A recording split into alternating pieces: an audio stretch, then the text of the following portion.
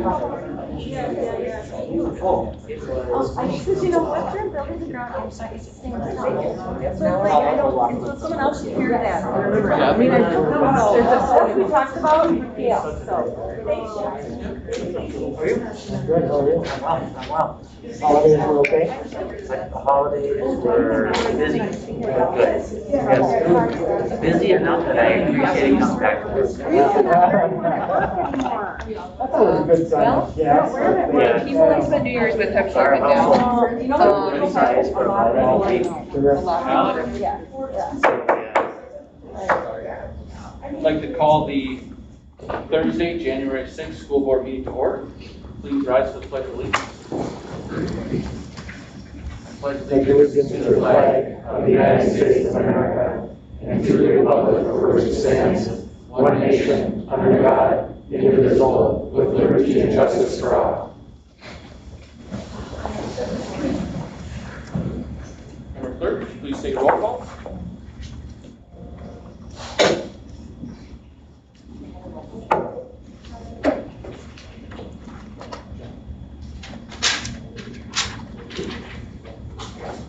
Member Corcoran. Here. Corcoran is here. Member Petto. Here. Petto is here. Member Lindstrom. Lindstrom. Here. Member Lindstrom is here. Member Rayfield. Here. Member Rayfield is here. Member Tyson. Here. Member Tyson is here. Member Peterson. Here. Member Peterson is here. Member Luthner is here. Member Clerk. Next on the agenda is approval, motion to approve tonight's meeting agenda. So moved. Second. Motion and a second. I'd just like to say for all those in the audience, tonight is our school board organizational meeting. So we do have a lot of board business to go through tonight, appointment of positions, and then a lot of appointments of various committees and other things. So, all right. Any discussion on that motion? Hearing none, all those in favor signify by aye. Aye. Motion passes. All right, with that, we will move right into the election of school board officers. Are there any nominations for school board chair?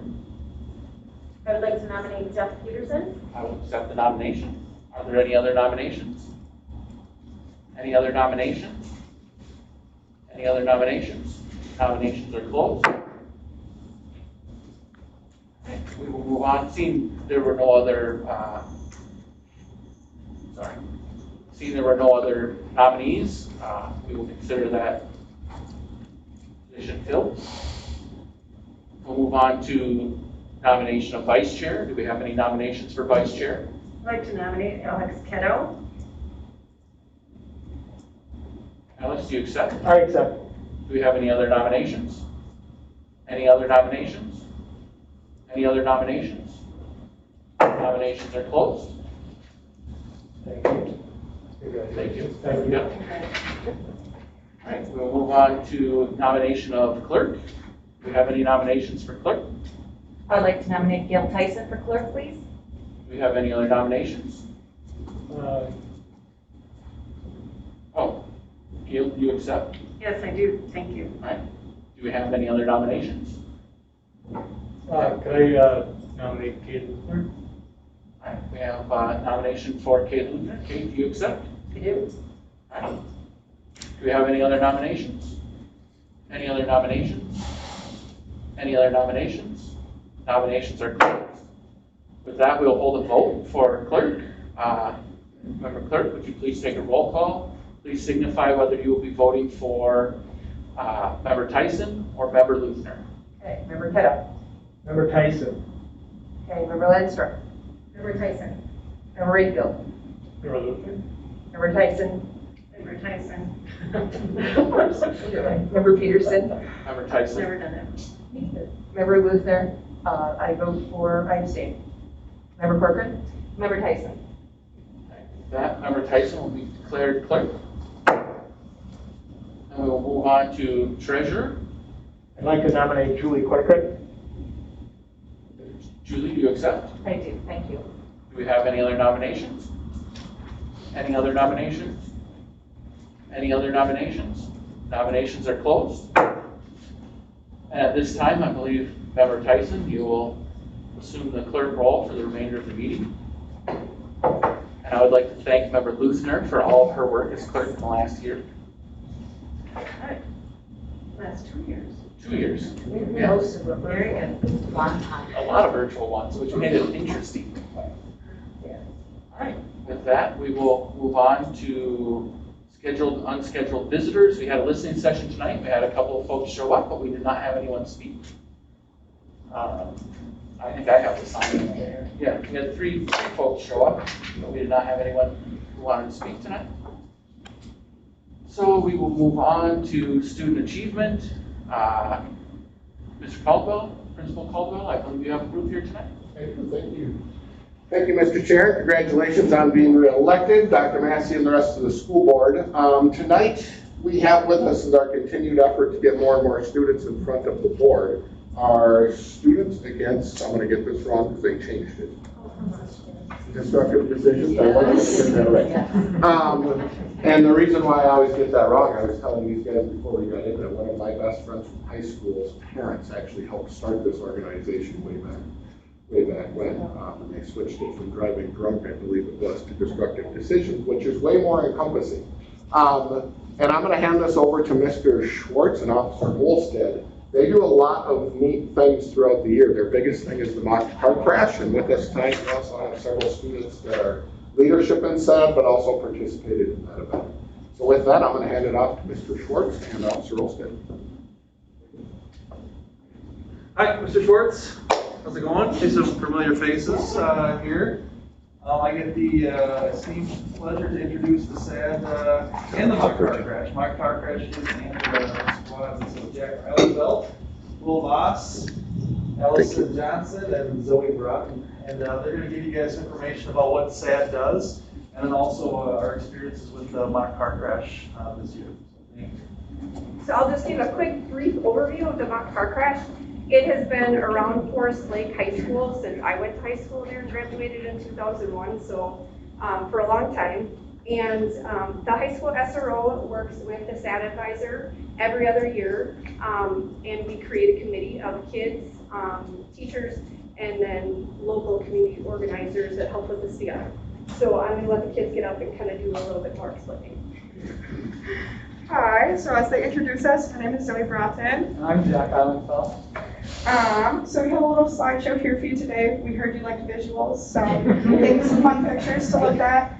And there you'll find a link to the video of the mock car crash as well. Obviously, you don't need to watch that tonight for your own personal time if you'd like to do that.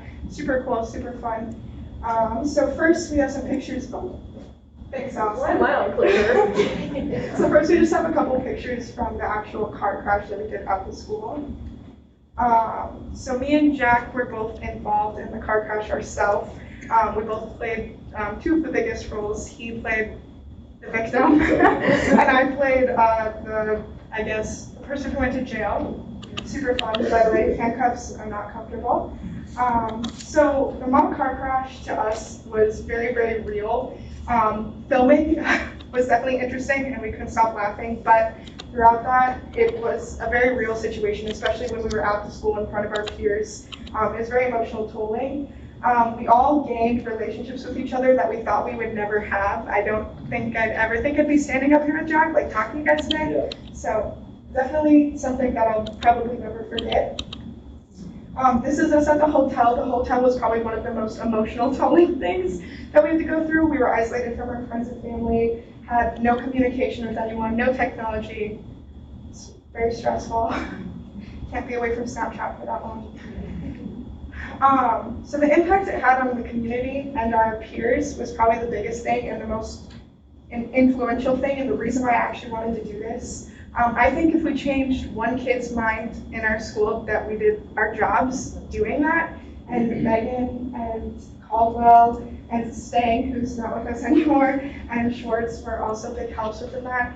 And I know that they feel good about making peers make better decisions.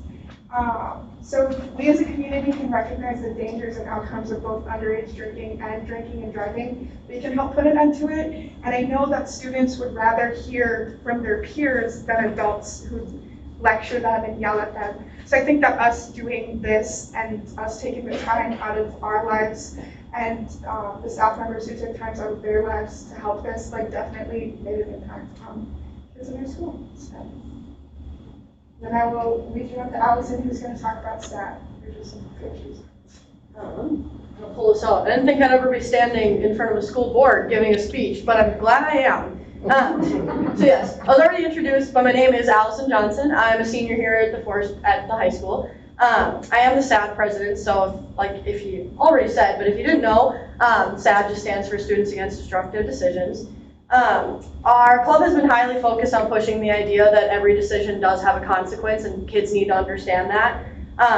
Within SAD, we have been focusing on working on mental health and then decision making. One of our most recent activities that we did was a mental health week. We did that at the end of the quarter.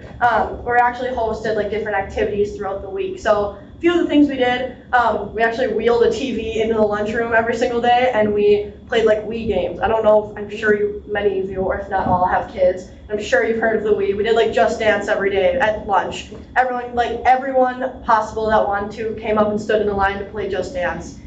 Very fun, just to get people's minds off the end of the quarter and having to worry about all these other things. Along with we did coloring pages, so kids that maybe didn't want to come up and dance in front of the whole school could sit down and color a duck. We did a lot of different things, but a duck was the most popular for whatever reason. And then the last thing we did was on Friday, we actually catered in Cold Stone and then offered everyone to come up and pay, it was I think $3 for a thing of ice cream and sit down and enjoy that with friends. Another thing, one of our next activities that we do plan to do is a prom campaign. So one of the things is you're going to promise to be safe over prom weekend, since we know that's kind of a big time where a lot of people sometimes don't make the best choices. This is where we're going to kind of do something during prom week where we're just kind of pushing to recognize that every consequence can be have an effect negatively. So I just want to make sure that we're really pushing the idea to be safe. SAD has built many connections through the school and has been known very well and have a very, we've had a lot more kids become interested this year, which has been very fun to see. I think we had a larger turnout than I would have thought, and it's just been fun to see the group grow. Jack and myself have been in SAD since freshman year, and I didn't think I was ever going to be the president, and I'm just glad that I can now be here representing SAD today. Will is one of our sophomores that joined this year. I know he wasn't introduced very well, but Will, you want to say hi? Hi. Sadly, we don't have many pictures of our club. That was a picture of my friend Ellen and I eating ice cream that we finally got a 30-second break in between lunches to actually enjoy ice cream for ourselves because the lines were down. I'm sure you've all been in the high school, but we're stuck in this little nook right by the auditorium, and the line was basically the size of the lunchroom. And that was not fun dealing, but we did it, and now we're here, and we're going to do it again at the end of this quarter. So very excited. Caldwell's laughing at me because all I do is talk. I'm going to sit down. Thank you, guys. Thank you. I know they said you like questions, so if you have any questions, go ahead. You guys can stand up because they are going to have questions. But this is just a small sampling of this group, and as most of our groups, I don't think they understand the real impact they have on our community. And with the growth of their group, and you'll see with the other groups that are coming up later on, they're exploding. And it is a testimony to where our youth are and what they need. And we need to keep them in school. We need to get them involved in groups like this. Kids are screaming for it. And groups like this that provide those opportunities during the school year are huge. So with that, they do have already some questions.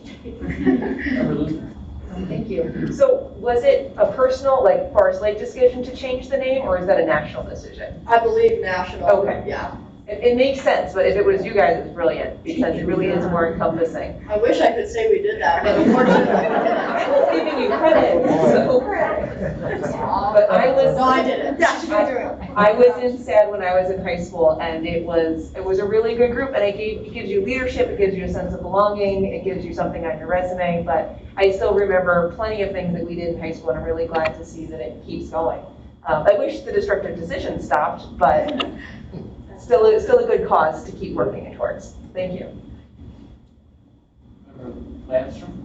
I'm curious, how many members do we have? That's my question. Yeah, so currently I think we're standing right around 20 members. We were trying to pick shirt sizes. I guess that's how we figured out. But yeah, it's growing every day. I know 20 doesn't sound like a huge number, but compared to my freshman year, I think there was 10. So honestly, a double or an increase by half, that's still really huge to us, and we're seeing more interest every day, so. And how often do you meet? We try to do every Friday morning at like 7:15. Always have donuts, right, so Schwartz. But yeah, so. I guess we don't. But yes, we do try to meet every Friday. Sometimes there's days where we decide maybe we want to sleep in for our mental health, but yes, they're most times every Friday. And then your ice cream event, do you plan so many X amount of events on the school year, or do you? There is I know we had kind of a rough, we're gonna do at the beginning of the year, we sit down and we're we want to focus on this. I know recently it's a new thing with a grant got for ATOD. I don't know if you guys have heard much about it. I'm also I think I'm a student, student rep for ATOD, so I'll be not heading that, but me and my co-president Ashlyn Vetch, we're actually gonna be helping along. We're kind of the student voice right now for that. So that was another thing, we're kind of partnering with them a little bit. And they're also going to be starting a student group sometime soon, I'm pretty sure. That will also be coming into the high school, and I believe we'll be partnering with them. But for events, we just try to meet as often as we can, and then, okay, this sounds like a good time to do this because it's gonna benefit this. So yeah, I guess not necessarily do we have a set number, but we try to get as many as we think will help. That's great. I'm curious, what was your motivation for joining SAD? So I'm actually new to Forest Lake this year. This is my first year here. Welcome. And Jack's one of my good friends, and he convinced me to join SAD, and it's been great ever since. Oh, great job, Jack. Well, welcome. Glad to hear it. Thank you. Great report. So I was just going to ask about fundraising. How do you guys, I know I suppose it's subsidized partly by fundraisers, or what do you do for events for that? Yeah, so budget, I know we did get some type of grant from, A while ago. yeah, a while ago we got a grant, and we honestly used that for materials to do things like the coloring. We bought tons of crayons and colored pencils, and then we actually did end up making, I don't want to give you as a rough estimate, it was around $300 from that ice cream event. We profited 50 cents off every cup. I know it doesn't sound like a lot, but $300 for a group that honestly doesn't spend that much money is pretty good. So yeah, we're gonna and then plan to do that again at the end of this quarter. Well, it's great that you put. Oh yeah, and concession stands, yes. And also that you planned it around times that's really stressful for students. Yeah. I mean, that's really important. Right. That's great work and great planning. Thank you. Not a question, a comment again. I guess I'm just really impressed with how enthusiastic you are about this. I really do appreciate that. So, nice job. Thank you. Keep it up. Any other questions, comments? I kind of like these, keep them up. Yeah. I don't know if it's forever, Well, we love when student groups come in. It's just really refreshing, and it's good to hear what's going on at the high school. So thank you. Thank you. Thank you very much.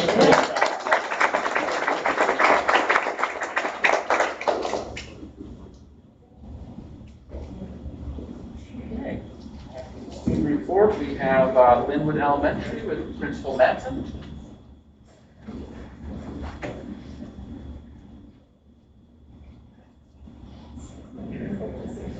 Thank you for bringing the cold to come out.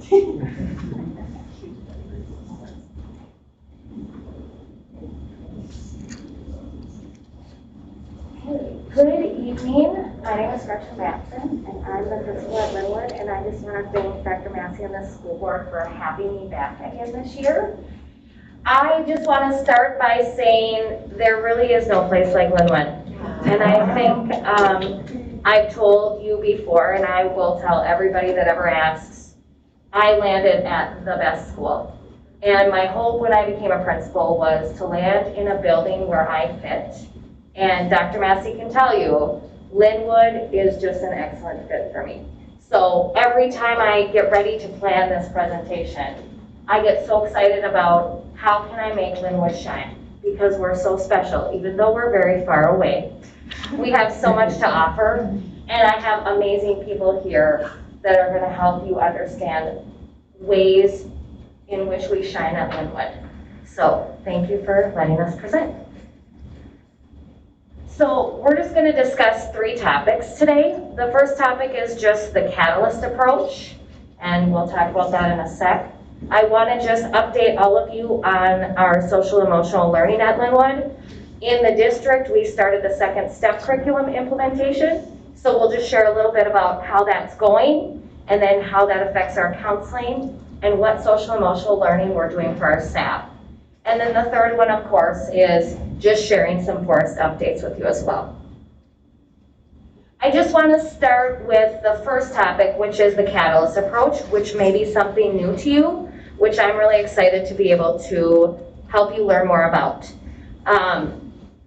When I started teaching in Minneapolis many years ago, I was exposed to this approach, and it changed my teaching.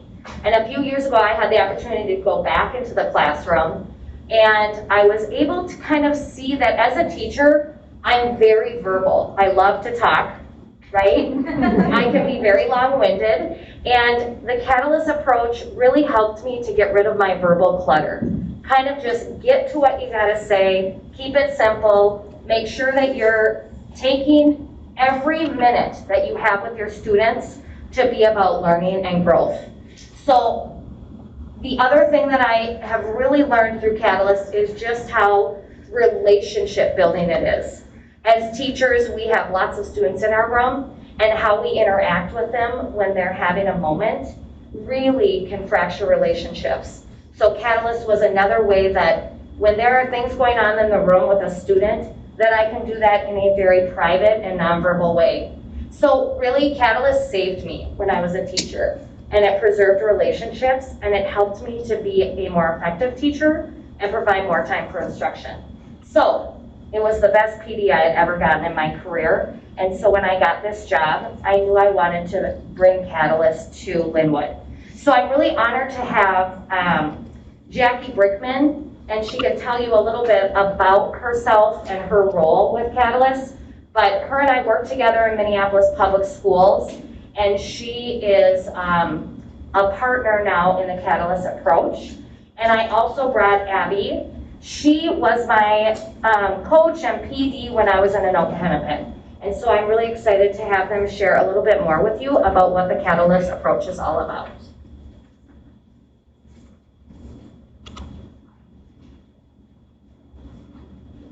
Dr. Massey and School Board, thanks for having us.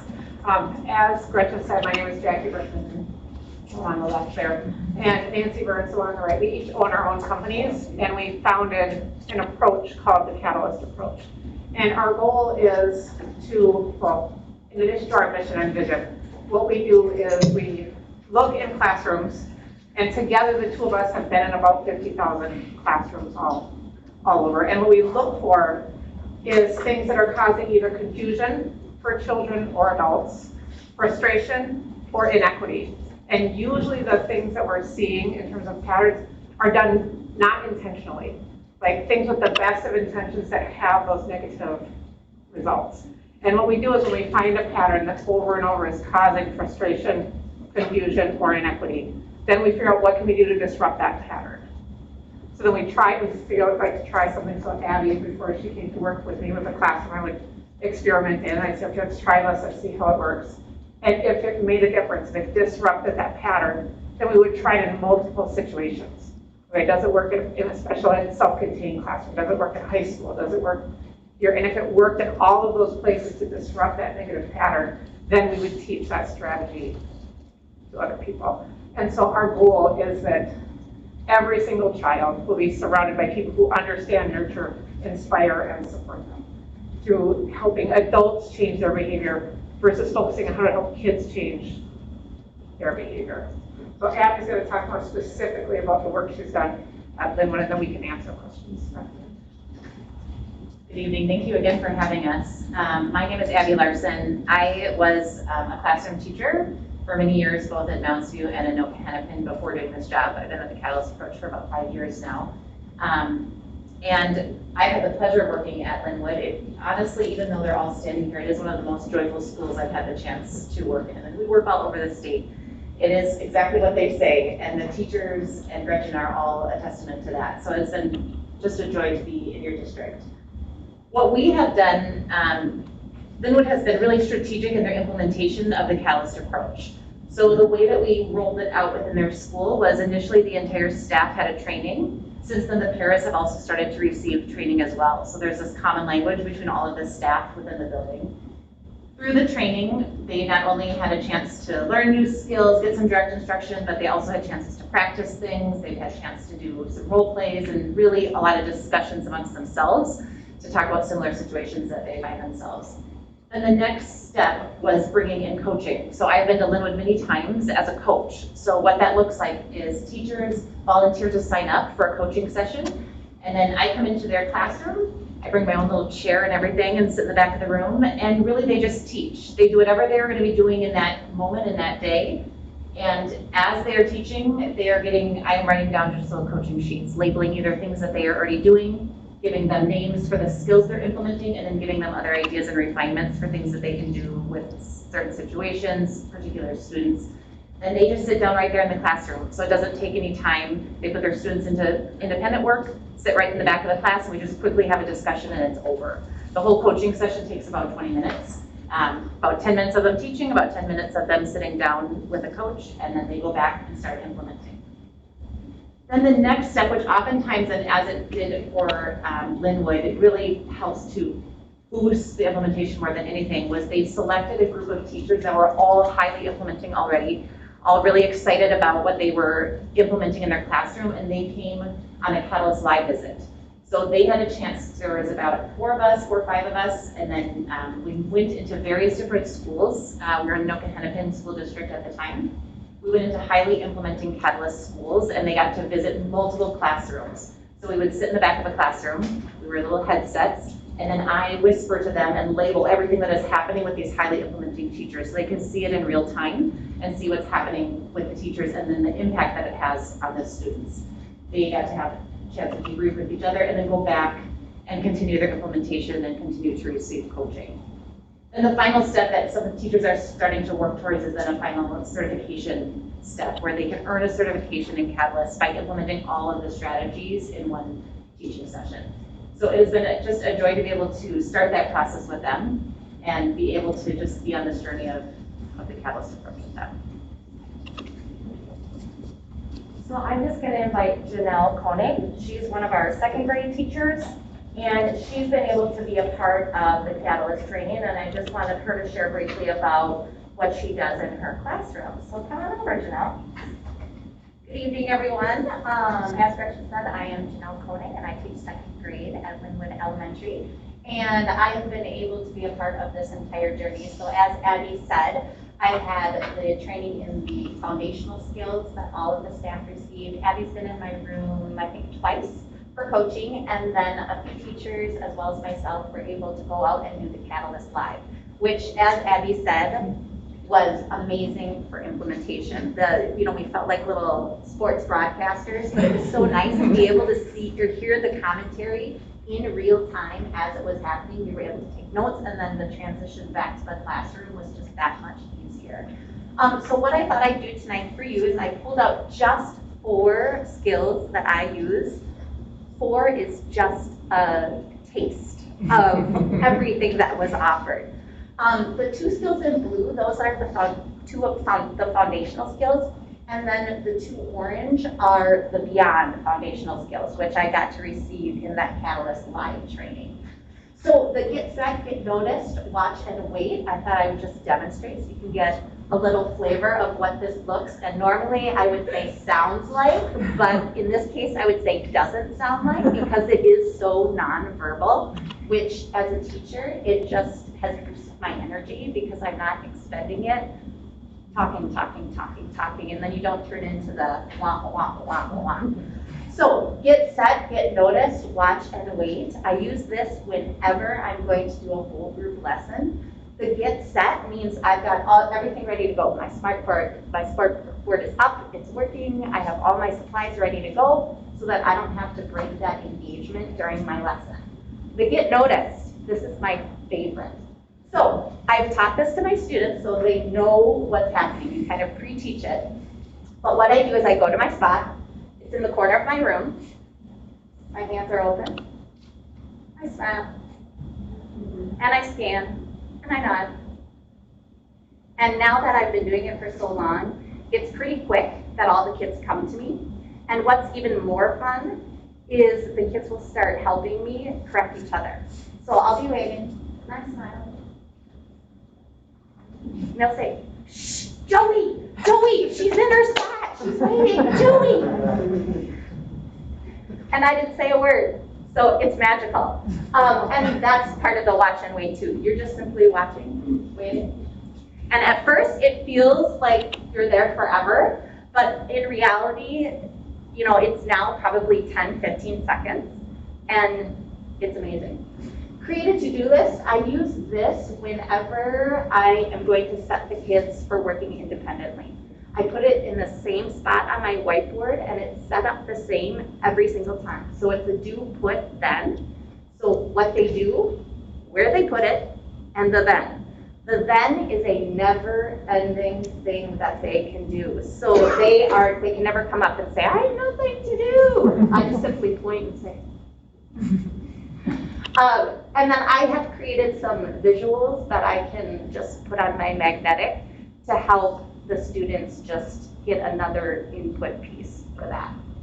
The 2 steps ahead, after I left the live training, we kind of talked about, okay, so in your classroom, where are you feeling frustrated? What would you like to improve? For me, it was transitions. They were getting loud, they were taking too long, I was getting frustrated. So I used both of these, the 2 steps ahead and safety net. For the 2 steps ahead, when my kiddos come into the room, I have on the board kind of their jobs for the morning. And in the morning, we're kind of greeting each other, we're eating breakfast, we're already kind of moving and up and around. And then I flash the math workbook with whatever page. They know then, they're getting out their workbooks, they're tearing out the page, they have it set. We go to morning meeting, when we come back from morning meeting, everything's ready to go. So we don't have to waste another 5 minutes of opening desk, where's my pencil, oh, my page rib, we're ready to go. The safety net I use for my literacy small groups. So I always send one group to the table, and then I'm trying to set the stamina with the rest of the class. So now, when I send my one group, I have a safety net, so they have something that they have to do. So instead of kind of sitting, waiting for me, they're kind of building the energy, they now have a task. So they go, they're doing that task, I'm watching the stamina get set here, supporting these kids, everyone's working, then I can go and work with mine. So, like I said, this is just a tidbit of everything that I've received, but it's just really created a more like calm and supportive classroom. And like I said, my energy is just reserved, and I have a lot more of it. So, thank you. Okay, thank you so much. So is it all right if I keep moving and then we can do questions at the end? Is that all right? Your call. Okay, is that all right? Okay. So I will tell you, I was in Janelle's classroom today teaching a lesson, and I knew where her spot was, and I went there even, which sometimes it doesn't work. If you're a guest, you have to have your own spot, and they instantly were like, shh. So it is a very well-established routine. Thank you so much, ladies. Okay, so the next piece is social emotional learning, and get ready for it. We have a Forest Lake grad in our midst, and I am the lucky principal that is able to have her be a teacher in my building, and it is a complete blessing. So I'm going to hand this off to 2 amazing women at Linwood. Lauren Riedemann, a product of Forest Lake, she is a first grade teacher at Linwood. And this year, we have Melanie Lawrence. She is new. She did graduate from White Bear, but we'll forgive her for that. We did get her to become a ranger, so we still won, right? So they're going to come up and just talk a little bit about social emotional learning, how we're doing with Second Step, how we're doing SEL with adults. So I'm excited to welcome them up. Okay, thank you for having us. It's nice to be back as a ranger, but on the teacher side of things. It's been a fun transition, so thank you. We're just going to talk about what we're doing to promote social and emotional learning for both our students and our staff. It's definitely been on the forefront of our minds this year, and just trying to be much more intentional than we have been in years past. And we have seen a huge improvement with not only student behavior, student social and emotional learning, but also our staff and our building relationships. So for our students, as Gretchen mentioned, this year as a district, we started implementing second steps. In years previous, our school counselor would come in and teach a lesson to each class weekly, and now the counselor is doing something else, which Melanie will talk about in a little bit, and now the classroom teacher is implementing the second step lessons. We are really pleased with the curriculum that was chosen. It's easy to follow, it's easy to implement, and the students really seem to be enjoying it. So we're pleased with that, and we are excited to continue that for the next couple of years. Second step pairs very nicely with PBIS. We call it Pride at Linwood. So we are still promoting that positive behavior, especially this week after being gone for a couple of weeks, reteaching those expectations with our students, getting creative with our lessons, and finding ways to celebrate our students of the month as well as our students of the week, and being creative with the adaptations of COVID and not having our school-wide assemblies like we were, but still finding ways to celebrate those kiddos. We also started a mentorship program last year. I would say this is for both the students and the staff. Dr. Maxey, I think you could touch on this as well.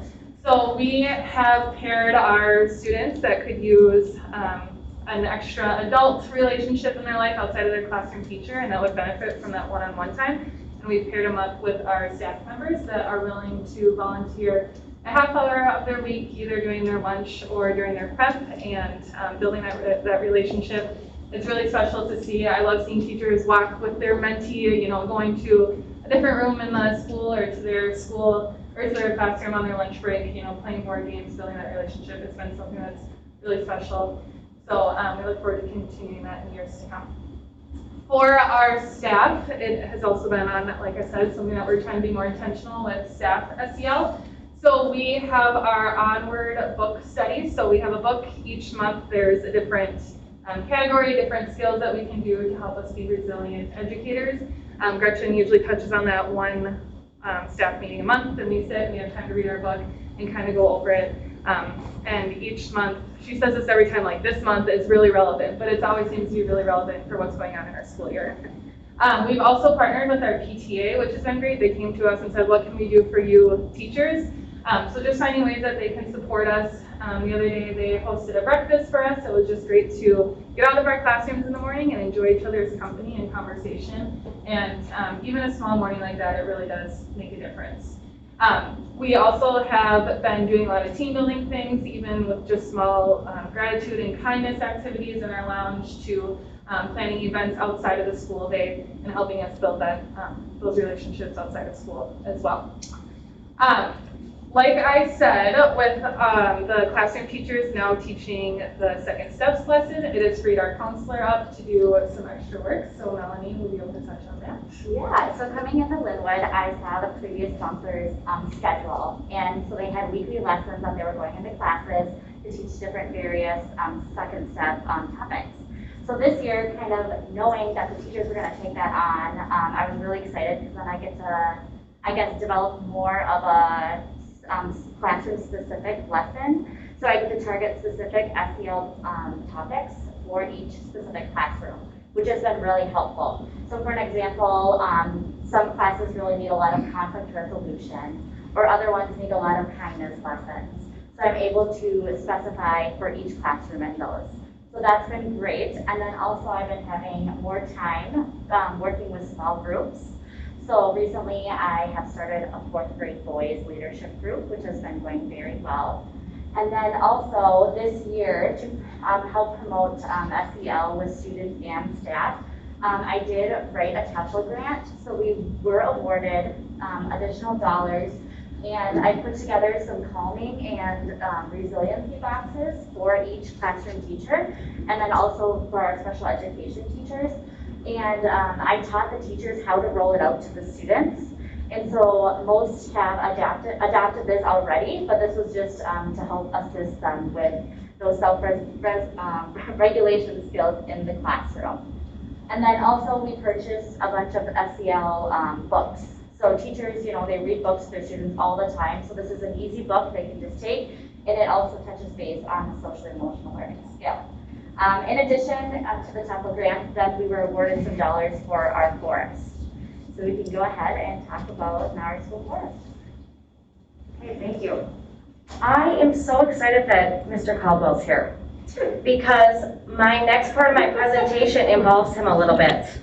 So I don't know if you know this, but Mr. Caldwell and I have known each other for a very long time. And so when I was just a student teacher, just starting my career, I actually happened to be in the building where he was a 5th grade teacher. And then we had the opportunity to work together. But Mr. Caldwell still continues to bless my life, and I'm going to tell you a little bit about how. And I had no idea he was going to be here.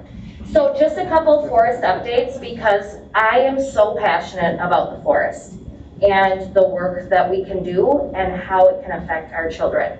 So one of the things that I really wanted to do, it was one of my big goals, was to get a side-by-side. We have some staff and students that have some mobility issues, and one of our staff members has been at Linwood for more than 20 years, and she no longer can go to the forest. And that's always been so sad for me, because the bonding that takes place when you're with a group of students in the forest is like no other, really. So I wanted to get a side-by-side, and I really exhausted many different things, because people have lots of ideas. Go to Polaris, they'll give you a side-by-side, write a grant, do this. So I actually had the honor of having Ad Council out in the forest. Can you believe it? And I'm going to tell you that all those administrators, when we were walking out there, it was kind of a trudge of like, oh, we are too busy to be out here. What is going on? And then once we got out there and sat down, I'm telling you, it was really great. It's like they started to see the acorns that were dropping and maybe getting a little nervous that they might get hit in the head. We had excellent discussions. We were able to just see the wonderful fall leaves. But while we were out there, I shared the need again for that side-by-side. And I think it was about a week later, Mr. Caldwell called me and he said, so I have some news for you. And I was like, oh, well, what is it? And he's like, I'm going to give you a side-by-side. So Jim Caldwell with the high school and with the Forest Lake Police Department, they agreed that we would get a side-by-side that they had gifted to the high school. So I put a picture of the staff with our side-by-side, and we named her, and her name is Betty. And we even have her name on the back in glittery gold. And I just want to point out that other picture of Ellie. She's one of our kindergartners, and she has cerebral palsy. And she struggles with being able to get out to the forest. So she was our first student, Jim, that we got to give a ride to in the side-by-side. Oh my word, I'm getting a little... So anyways, thank you, Mr. Caldwell, because you made a difference, again, in not just my life, but the life of others. And our 4th grade teacher, who hasn't been out to the forest for many years, she's now able to go out there, and I get to drive her. I'm her escort. So it really has made a huge difference. We now have a shed that I wrote a grant for. You can see up there, we were able to put that in the fall. And in the shed, we store our snowshoes. You can kind of see how they're organized. And we have our cross-country skis in there. So we want to have other people in our district and elsewhere to be able to use those tools. And it would be much better for them to utilize them when they do not have to be in the building, when we have students there. So that's why we came up with the shed. Forest backpacks was another grant that I wrote to get. So all the teachers have a forest backpack with compasses and a lot of other fun tools that they can bring out with them to go to the forest. And then I just got awarded a grant to have Garmins. And so what the Garmins will give us the opportunity to do is to allow the kids to go out there and to start to set coordinates, and then to pass those coordinates on to other people to see if they can find them. So they're amazing devices, and we were able to play with them a little bit when we did some professional development with the Minnesota DNR. So we're really excited to get those started. Another really big gift that I'm using with the forest is Dr. Massey invited myself, Lori Chelgren, and Julie Hull to be members of the Minnesota Principal Academy. And I don't know if you know about that program, but it is amazing. So basically it's through the U of M, and we have other principals in our district that have been a part of it, including Dr. Massey. But it has a very rigorous curriculum, and it runs for about 18 months. And one of the big pieces about Minnesota Principal Academy is you have to do a project. So obviously you know what my project is going to be. It's going to be around the forest. And it's going to center around what research can I find that proves that our kids have a nature deficit? And what kind of data can I use to prove that? So there's lots of different things that I'll be doing, and I'll be excited to share that with you next year. But we have a lot going on in the forest, and it continues to grow and grow. The last thing I'll share with you is our third grade teachers have partnered with 2 third grade teachers at a school on the north side of Minneapolis, Lucy Laney. A colleague of mine, Scott, is a third grade teacher there. And so the students are writing letters back and forth to each other. And our hopes is that this winter, the kids from Lucy Laney will come up and do some time in the forest with our third graders. And then in the spring, we will take our third graders down to Theodore Wirth Park, which is where those students would have their closest facility that would be a nature-like facility. So depending on how COVID goes and how buses go, we'll look forward to having those two field trips. And if that partnership grows, that's something that we would really love to do school-wide with another school. So that's kind of all we have for you, and I know it's a lot, but I love to come up here and just share with you how we're doing things and how we're able to shine. I want to thank everybody that is here. I never do this job alone. So it really isn't about me, even though I'm sure I could come up here for 20 minutes and sing and dance and do a whole show. But these people are amazing, and so I want you to have an opportunity to get to know them too. So thank you. I'll be sure to block out 20 minutes in the next meeting. I'm not kidding you. If you ask them, they know I will take it. So thank you. Do we have any questions, comments? Member Luther? There were so many fabulous things in that presentation. It was like 3 presentations, really. So originally when I was kind of building questions, it was how does PBIS, which is district-wide and fairly established, work with your catalyst approach? And then you went into it, so it kind of answered my questions. But still, do you find that it works well together? It's not replacing, it complements? If you think of PBIS as like some structures that you put in place and like an ultimate goal, what our work is this actual things the teacher will do to reduce the need for tiered interventions, to reduce the need to have procedures to respond to things, to reduce the need to find incentives to motivate students to do something, because the teacher is going to change their behavior to reduce distractions, reduce frustration, and reduce confusion. So they work very well together. Thank you. Member Tyson? So I have a question. Is there research out on the Catalyst program, and how long has it been around? It's a good question. How long it's been around is like 5. You mentioned 5 years. I just worked for them for 5 years. Yeah. Gotcha. Okay. Well, it's based on real classroom interactions, both my own and my teaching partner Nancy. I've been teaching for a long time, so let's say how long, about over 20 years. And then in our own schools, and then when we left teaching in schools, then we spread out and watching everywhere. So it's been an evolution of those observations. And the research there's some in the packet, and then on our website there are many hundreds of action research projects that teachers have done, both in a lot in Minneapolis, Osseo, and other places where they have, on their master's program, things like that. Dr. Amy Reed she's a principal. She did her dissertation on our work, looking at the difference between when people get certified, which is what you mentioned, the implementation of those foundational skills. There's 2 levels of certification. There's one, I can implement those skills in one section. Then there's another level that is, I can demonstrate those while there's other people in the room. Because we all know like we can do something great, but if like 6 people are like, oh, show me that, like it's harder to kind of replicate that when you have an audience. And these folks are the people that people visit when they go on a visit. And what she was interested in is when people get certified, does that increase their efficacy? And what she found is when people get certified, the standard certification, it increases their efficacy around management. And when people got certified as a demonstration teacher, it increased their efficacy around management, engagement, and the ability to manage. So we also have data from schools on reduction of suspensions, removals, things like that. So, well, such an impressive program, and all of your, I mean, it's just like instantaneous, the information and the feedback, and that just makes it so relevant.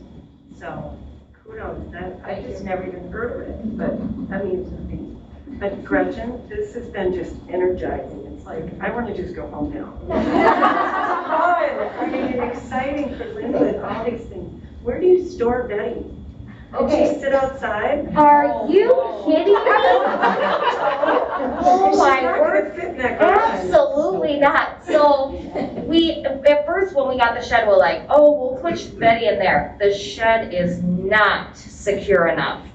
So we have a big garage on site, and so we put her in there. It's just a very, I mean, our shed is secure, but not like a garage is secure, and it's on a cement slab, and so that was already present, and I just asked Mr. Dwayne, our lead custodian, to kind of empty out some of the junk in there that I was insistent we did not need, and so then we were able to store her in there. So, wow. Yes, we take very good care of Betty. That is such a wonderful addition, and thanks, Mr. Caldwell, to give that, and I'm thinking it would be wonderful to have it in case of an emergency as well as like transporting people and the students. That is awesome. I am so impressed with the mentorship with the teachers in your own building. That is And Lauren actually came up with that program and introduced it to us last year. And it just kind of was a seed of an idea, and it's really grown. And some of those mentorships have continued to this year. So Dr. Massey actually mentors a student in our building, started it last year, and now continues to come up weekly to meet with that student. Wow. So it's really been a powerful program. That is really incredible. I wish we could have a board retreat out there and go snowshoeing. We can, and I would love to help and facilitate that. Not right now. Too cold right now. Nobody's in for tomorrow morning. No. Next Wednesday. Yes. Member Kettle? I have a question for Gretchen. If I understood that right, for the Minnesota Principal Academy, you mentioned that your paper is going to be on nature deficit. Can you talk about that just a little bit? The reason I ask you is because I spent most of my life in the woods, and I love nature, and I would be interested not only in what that is, but how it connects. I mean, what's the outcome of that once you figure it out? Yeah. Okay. So last year I brought Jen Brado, who is a forest guru for us. And she gifted me with a book called Lost Child in the Woods by Richard Louv. And so over the summer I read that book and I was like, are you kidding me? So what Richard has done is he has dug into the research around over the past 10, 15 years, how much our kids have suffered from a nature deficit because of technology and how much they aren't outside like they used to be. So think about when we all grew up. Oh my gosh, I was never inside. In fact, I can still hear my dad's whistle from blocks away telling us to come home for dinner. So his work is really around that idea of how do we get kids back into nature, because then his next book talks about the N factor, and the N factor has all this research about how when kids actually are out there, which they do in Finland, they have forest schools in Finland, okay? And they actually teach and live and learn out in those schools in the forest. So the N factor is all about that idea of let's look at what does it take for kids to be outside to learn, can they still learn, and how does it affect them? And it affects them a ton and even connects back to that social emotional piece. So that fresh air, that forest bathing, getting out to nature and learning about new things and being inquirers. So that's something I'm really going to be digging into with my staff next year is how do we make our kids be inquirers? Because our kids don't inquire, they just Google it, right? Or they just have someone tell them. So how do we get them back to doing thinking that makes their head hurt and that they have to work hard to figure out the answer? So I hope that helps a little bit. It does.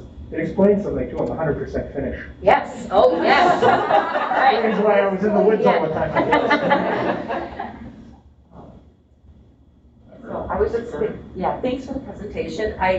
The Catalyst approach, that's school-wide, right? The whole Yes. school has it. Yes. And what I love about it is that it's empowering the kids without you having to talk and have them be directed. That is pretty impressive. Because I mean, with everything going on in the world, as far as the energy that teachers have in the classroom day in and day out, it gives you a little break and a little peace. And I'm really thankful. I think it's the perfect time for us to embrace this program in our schools. I mean, it should probably be across the other schools too. So that's something that I'm sure maybe will be discussed in the future. Sure. And I think the one thing I love about it too is when I was on the north side of Minneapolis, anytime a kid asked something or needed help with something, we always just did it at the ready. But what Catalyst really does is it helps our kids be independent. So that need, do, put, then, they're not constantly coming to me, their teacher, to tell them everything they're gonna do in a day. Now we have tools for them to see around the room to kind of do their own learning because they can do it. And we want them to be independent learners and thinkers. So as a teacher using that, it was pivotal in my instruction. Well, especially with all the distance learning that kids had to have. I mean, it also taught them they had to be a little more self-sufficient, but also encourage it in the classroom. It's just a great timing. And also, and also it's nice to see Lauren in the classroom. Yeah, I love that you're a Forsyth grad, so I'm excited to see you. Yes, me too. I was just gonna say with the Catalyst approach too, when Gretchen's like, this is the best PD I've ever had, I'm like, okay, this is gonna be a lot, we're gonna have to read a lot, we're gonna have to prep a lot, it's gonna be, what are we getting ourselves into? But Abby came for the first training and we had a meeting in the morning, a virtual meeting, and I could have used 5 of those strategies 5 minutes within the kids coming in. So that's what was really nice for teachers, is that it was very easy to implement, literally like moments later after the meeting, and it was so effective. And I would say that's like one of the best things about it, is it makes such a huge difference without asking a lot from us teachers. It's pretty amazing. Feel whatever energy we're putting out, that's what the kids pick up on. Mm-hmm. Yeah. So, like when I'm calm and quiet, they're calm and yeah. quiet. It's amazing. Thank you. It's very awesome. How was the bringing the Catalyst approach to Linwood, how was that funded, and are we encouraging other schools to reach out? So this is, every year we get a budget, and so some of the budget money I use towards starting to do this PD. And obviously not all of it, but one thing I found when I was at Linwood is we were really verbal there. So when we were in our, I am verbal, but like when you're walking by a classroom and they're like, class, you guys, hey, is everyone listening? And it reminded me of who I was as a teacher. And do you know how exhausting it is to do that all day? And then I would go through phases throughout the year where I'd lose my voice because I was the sage on the stage. And when I found Catalyst, there was so much more about I can get their attention without even using my voice, and it's more honoring to them as well. And the piece I really liked, like I said before, is if Gail's just having a tough time, and she's just kind of a kiddo that needs that extra love and support, I have to have a good relationship with her because I have to get her to buy in to how I'm going to help her to learn. And if I'm constantly saying, Gail, you need to, Gail, stop. We're going to talk at recess, okay? So now I've fractured my relationship with her, but I've also shamed her in front of her peers. And Catalyst really taught me some strategies that I could have with just Gail that no one would know that Gail and I even had. And it also preserved the community of the group. So showing the group, your instruction is really important to me. I know some of us are having a tough time, but we're going to keep learning, and then having that private discussion with her later. So, you guys, I have a lot of great things to say about Catalyst, so I'm glad we could share it with you. So. It's amazing. Anyone else?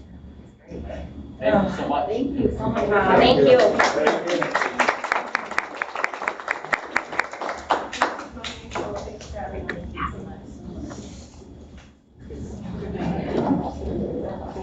We will move on. Positive happenings. Anyone? Member Lutner? I actually do have one. I said I didn't because it was such a short month and full of vacations and family stuff, but I did have quite a few really good conversations with community members that reached out, some emails, but some personal phone calls that I appreciated and I think like moved the ball forwards. I appreciate when we are able to talk. So that was great. So that's my positive happening for the month. Member Luther? And Member I think after our last meeting, we went to one of the concerts. We went to the choir concert. It was wonderful. Well done. I didn't get to any other ones, but I just still appreciate that Dave Livermore sent us that list. It really helps to know what's going on. And it's just great to hear. And the music was amazing. And the group of gentlemen that had the really low voices. I just comment, I've never heard such, there was more than, I think it's like 4, but they make such a difference in that. It's like such a mellow tone in the music. It was, I'd never heard it before in any other concert. So I commented, I actually talked to a couple of the gentlemen and they think it was nice. It was nice to be there. Go ahead. I just want to, and this is the last time I'm going to say this, but I want to thank the Forest Lake FFA for the poinsettias I got for Christmas. I know I said this a lot, but I cannot tell you how good those poinsettias were. And we will be working very hard at trying to keep them alive for the rest of the year. The other thing that I want to mention is something that's a little different, maybe in a positive happening, but it's something that's affected me ever since the last meeting. I want to take time to just recognize John Paul Jacobson, JP. As our Director of Teaching and Learning, the team of educators from the middle school and the high school and the administration in those schools, the Curriculum Instruction Committee, and all others involved in new course development that we had at the last meeting. The recommendations, the implementation, and the many, many new courses within the middle school and the high school were driven by our strategic plan, which we've said before, in the excellence in career, college, and future preparedness. So I want to say job well done. Congratulations. It's really nice. I mean, it means a lot to me personally because I think it's getting kids ready to really do something in the world. I came from a background where, everybody said go to college and get a general degree, get a CLA. Now the kids will be much better prepared for the future. So thank you for that and everybody for this. And that ends my report. Very nice. I want to just quickly add on to that, Alex, and recognize JP.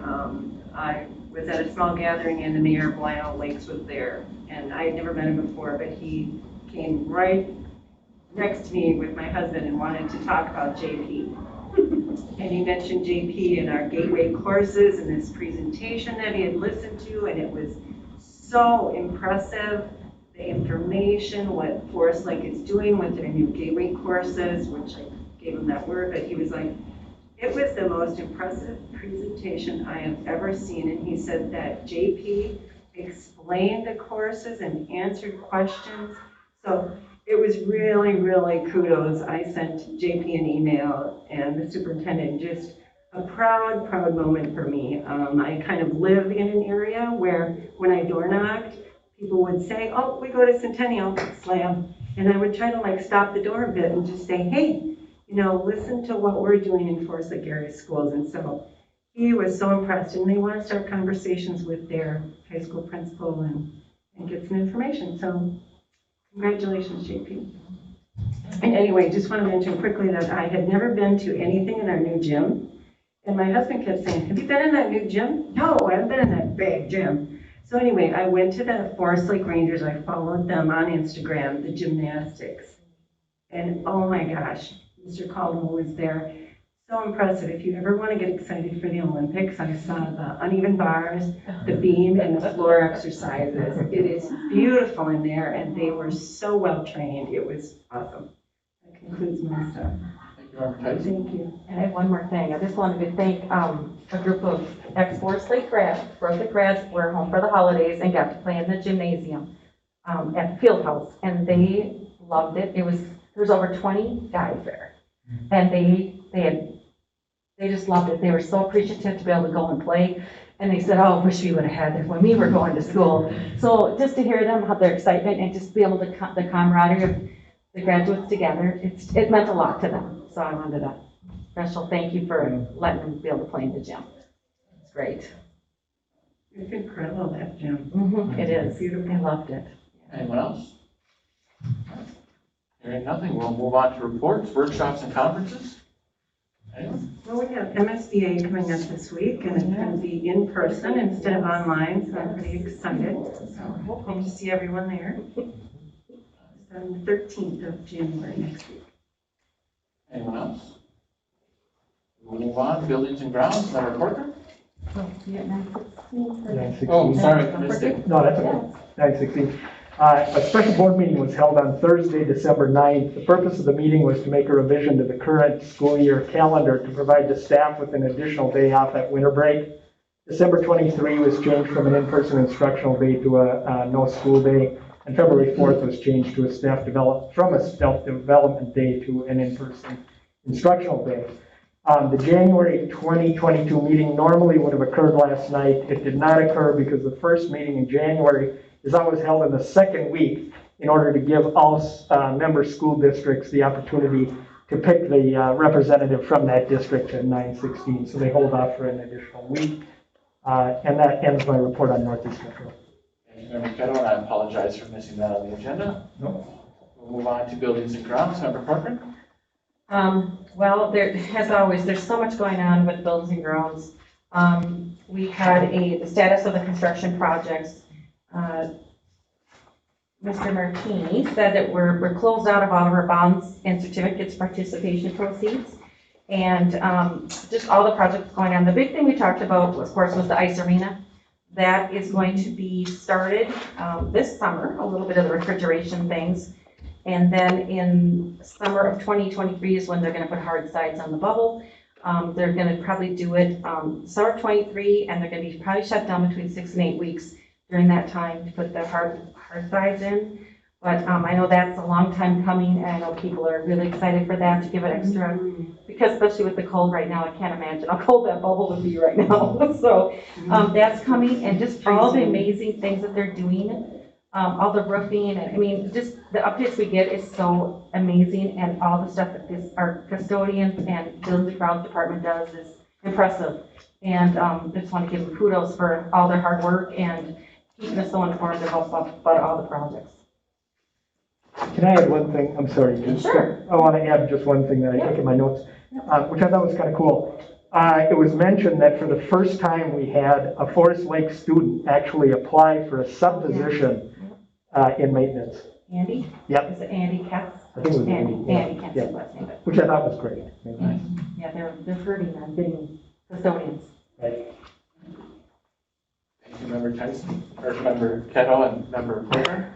We'll move on to the City of Forest Lake with Member Tyson. Yeah, so the City of Forest Lake didn't have any meeting this week. They meet on the 9th. The EDA is working on a master plan for the downtown redevelopment that I've talked about. And an initial draft concept will be revealed and shared in January. So that's pretty exciting. In their regular agenda, they talked about a new record management agreement that is a big computerized system for the fire department. And then they also had the approval of the downtown stormwater study given by City Engineer Ryan Goodman. And that concludes my report. Member Tyson, we'll move on to the Communications Committee, also Member Tyson. Yes, Director McKinnon gave a great overview of a customer service program that they developed starting in 2018 by meeting with the Minneapolis Park Board. And it's based and steeped in just having criteria for good customer service. And so that's how they consistently can train them on this program. So he also talked about some of the book studies they've done, and I did find this book at the library and checked it out. Who's Your Gladys? And then another book study they're doing is Be Amazing or Go Home. So very impressive, and they might be sharing out that plan that they developed on good customer service and all that criteria to be doing training in other departments in our district. So that concludes my report. Member Tyson, we'll move to community education with Member Kettle. No meeting for community education was held in December. The next meeting will actually be on January 17th. But I do want to mention on a sad note, I think most of us know that, but maybe not everybody. Julie Ullman's husband, Ross, died recently. Julie served as a Forest Lake Community Education Director for quite a while in the district and was also a teacher within the district. So that ends the report. Thank you, Member Kettle. We'll move on to curriculum, instruction, and equity. Member Luther. We had a presentation about cultural responsive leadership and teaching. It was pretty good, informative. Every time we hear this, I pick up another new thing. So I'm glad that we're going down this path. Concludes the report. Thank you, Member Luther. We'll move to equity in our schools. Member Rayfield. Yeah, this week our 5th grade students at Forest Lake Elementary began their 8-part culturally responsive student leadership series. Paula O'Loughlin from Equity Alliance Minnesota is facilitating those discussions.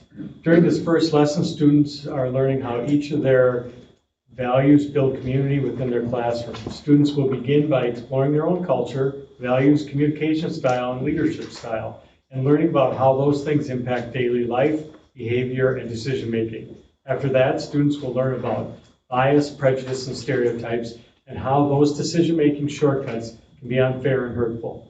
Paula presented to the Curriculum Instruction and Equity Committee last month, providing a synopsis of the series.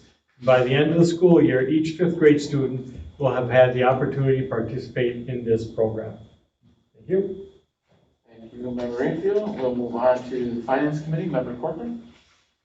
In our meeting, we talked about the budget updates for fiscal year 22 and 23. We talked about the November forecast and legislative preview.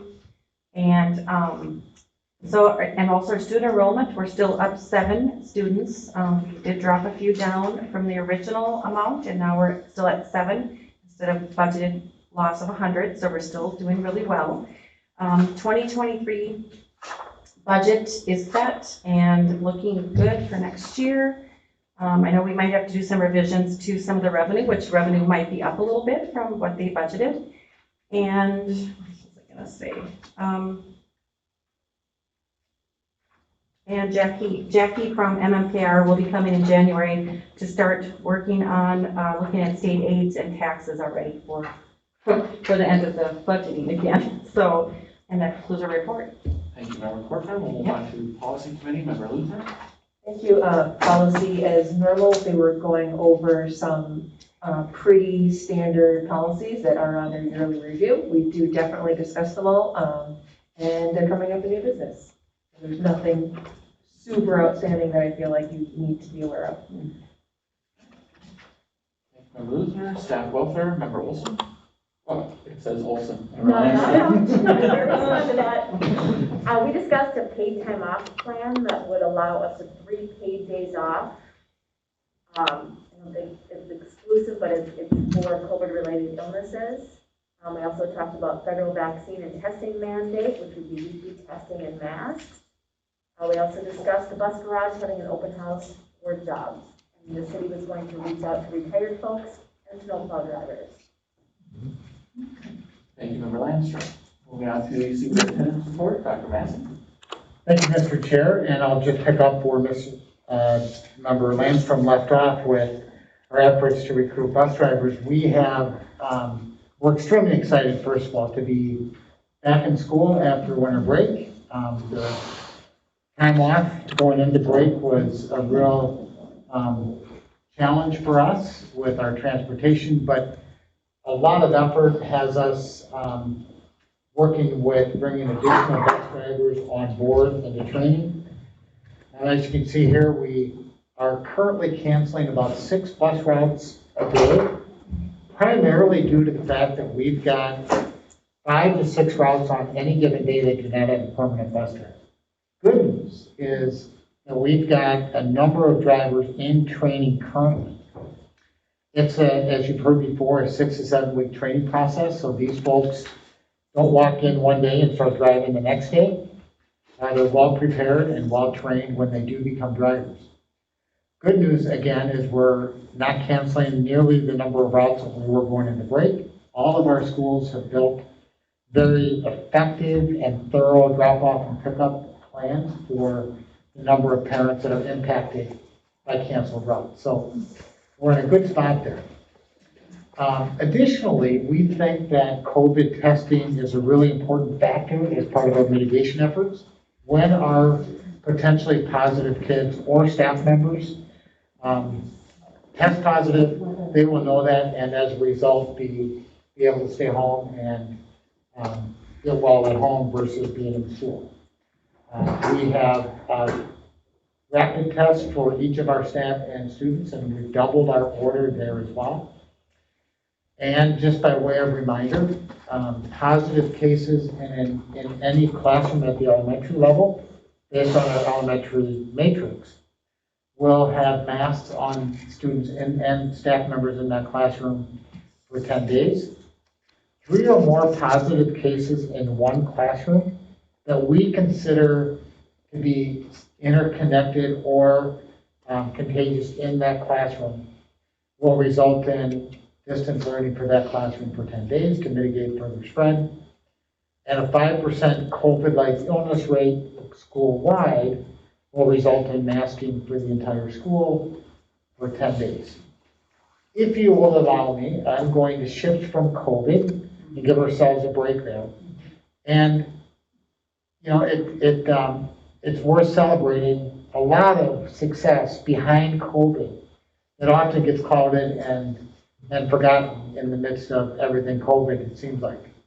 So it's just for a quick moment, I'll walk through a few highlights as we celebrate 2021, as we move into 2022. In the midst of COVID and pandemic and shifting learning models, our high school students exceeded the national average with ACT's test scores. Quite an accomplishment. Our students, as you saw here with the students here tonight with the SAD group, volunteered last year over 3,000 hours of community service in the midst of everything else our kids were wrestling with and dealing with. The community stepped forward with over $2 million of scholarships to the graduating class last year to move them into 1-year, 2-year, 4-year colleges. And those kids are studying across the state and across the country, frankly, with those dollars in hand. So a real tribute to this community. Also, throughout all of our schools, elementary, middle school, and high school, our music groups last year performed virtually sometimes, as well as in person for families and friends. Theater productions performed to live audiences, giving students an important form of creative expression. Athletically, you can see the incredible success. Oftentimes, kids were performing with masks on, if you recall last year. But even in the midst of that, and you heard that in the voice of the kids today, how important those activities, in addition to performing in the classroom, are vital to the whole experience for kids. We were able to not just keep those things going, but keep those activities available for kids at a very high level.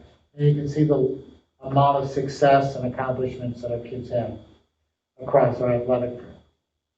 Additionally, prior to the pandemic, you'll recall we had a stadium facility task force that came to the board with a creative, visionary, and bold recommendation to upgrade our athletic facility at the high school. You can see there with the picture that at the height of the pandemic, starting last spring, including almost in the final days of summer break, our athletic field was home to soccer and football this fall, and we'll be home to our first track meet in 25 years, all accomplished this past year.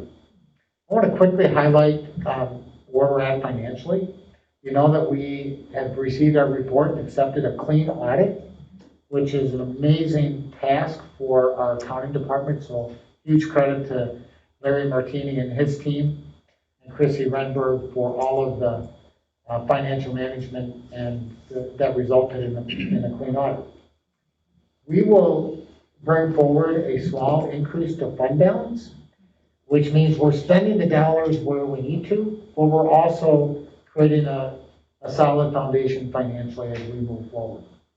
And most residents in Forest Lake will see a slight decrease to their school-based property tax moving into next year.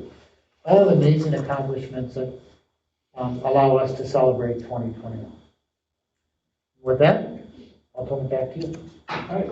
Thank you, Dr. Massey. And with that, I want to call, go ahead. I had one question. On the slide about COVID, with the new recommendations that they go to 5 days versus 10, have we considered that at all? Has that been considered? Or? Yeah, we're definitely considering that. Currently, the CDC's guidance moving from a 10-day quarantine to a 5-day quarantine is a media communication from CDC. It's not a firm recommendation or policy. So MDH, Minnesota Department of Health, has not yet adopted that as their guidance, and therefore MDE has not adopted that either. Right. However, just today, MDE reported that schools could consider moving to a 5-day quarantine versus a 10-day. So we'll get together as a team and figure out how best, but we believe that early next week, mid next week, MDH will have a firm policy guidance on quarantine. And I'm not recommending it. I don't want it to come out that way because I think the longer the better. I mean, just for safety, but I just have a question. Yeah, the CDC updated that just in the last couple of days, their guidance from late last week and over the weekend to now include a testing out at the end of the 5-day piece. And then if a negative and having no symptoms, mask wearing for the final 5 days and out of quarantine. So we'll take that under advisement and consideration and determine how best to move forward. Thank you. Question? Member Tyson? I just have a quick question for the superintendent. Did I read that the Federal Department of Transportation changed part of the testing procedure for bus drivers? They removed part of it to help facilitate it to be quicker? Yeah, they have been very responsive to some of those pieces. Director Martini may know some of the specifics, but yeah, they've been That'll be helpful. very helpful. Anything that one, make sure our drivers are well prepared for sure, but can shorten that training period will be very helpful. Right, and then the $2 million in scholarships is a good portion of that from CSF?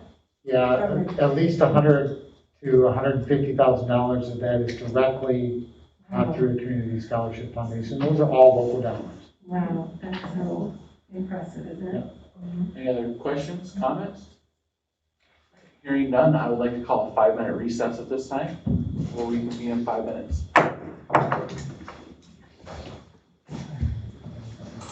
So, Jen,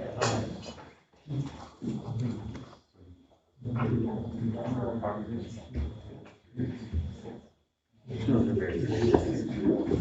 said those are very final words. I know.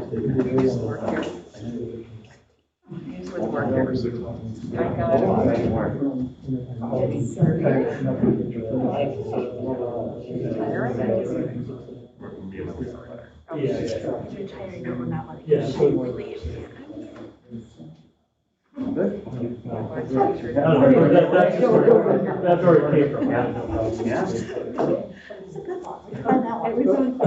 Yeah, so I was trying to see how it played out at the time.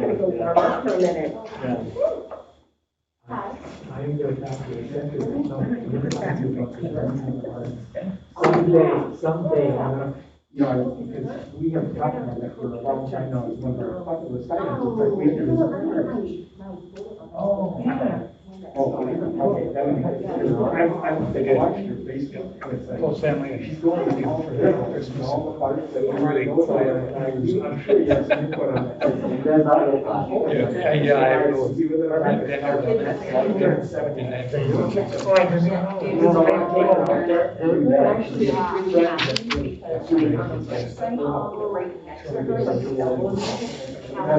I got cropped. Did you take a picture? No.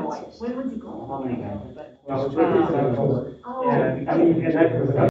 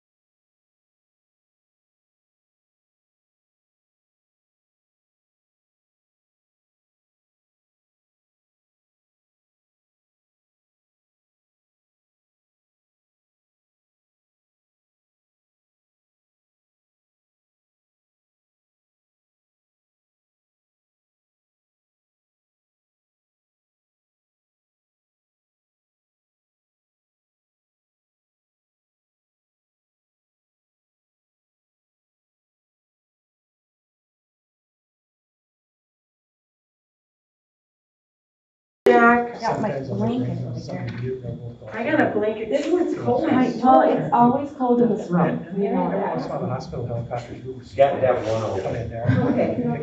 Yeah. We will call the January 6th school board meeting back to order. Thank you, everyone. Where's your cold, Mary? Okay, where is it? It'll take a while. With that, we will move on to 8, approve tonight's consent agenda. Do I have a motion to approve? So moved. Second? I have a motion and a second. All those in favor of approving tonight's consent agenda signify by aye. Aye. Motion passes, and with that, I'll turn it over to Dr. Massey. Thank you, Mr. Chair. I'd like to take this opportunity, with the action that you just took, you approved our next Director of Business Services, Chrissy Renberg. And first, I'd like to give much due credit to Director Martini for his years and years of service. You might be aware that he started when the district was in statutory operating debt. And now we have a very consistent and stable fund balance, and expanded programming throughout the district, successful facility bond referendum, and a successful operating referendum in place, all under his direction and leadership. So we're indebted to Larry for his incredible service. Larry, thank you.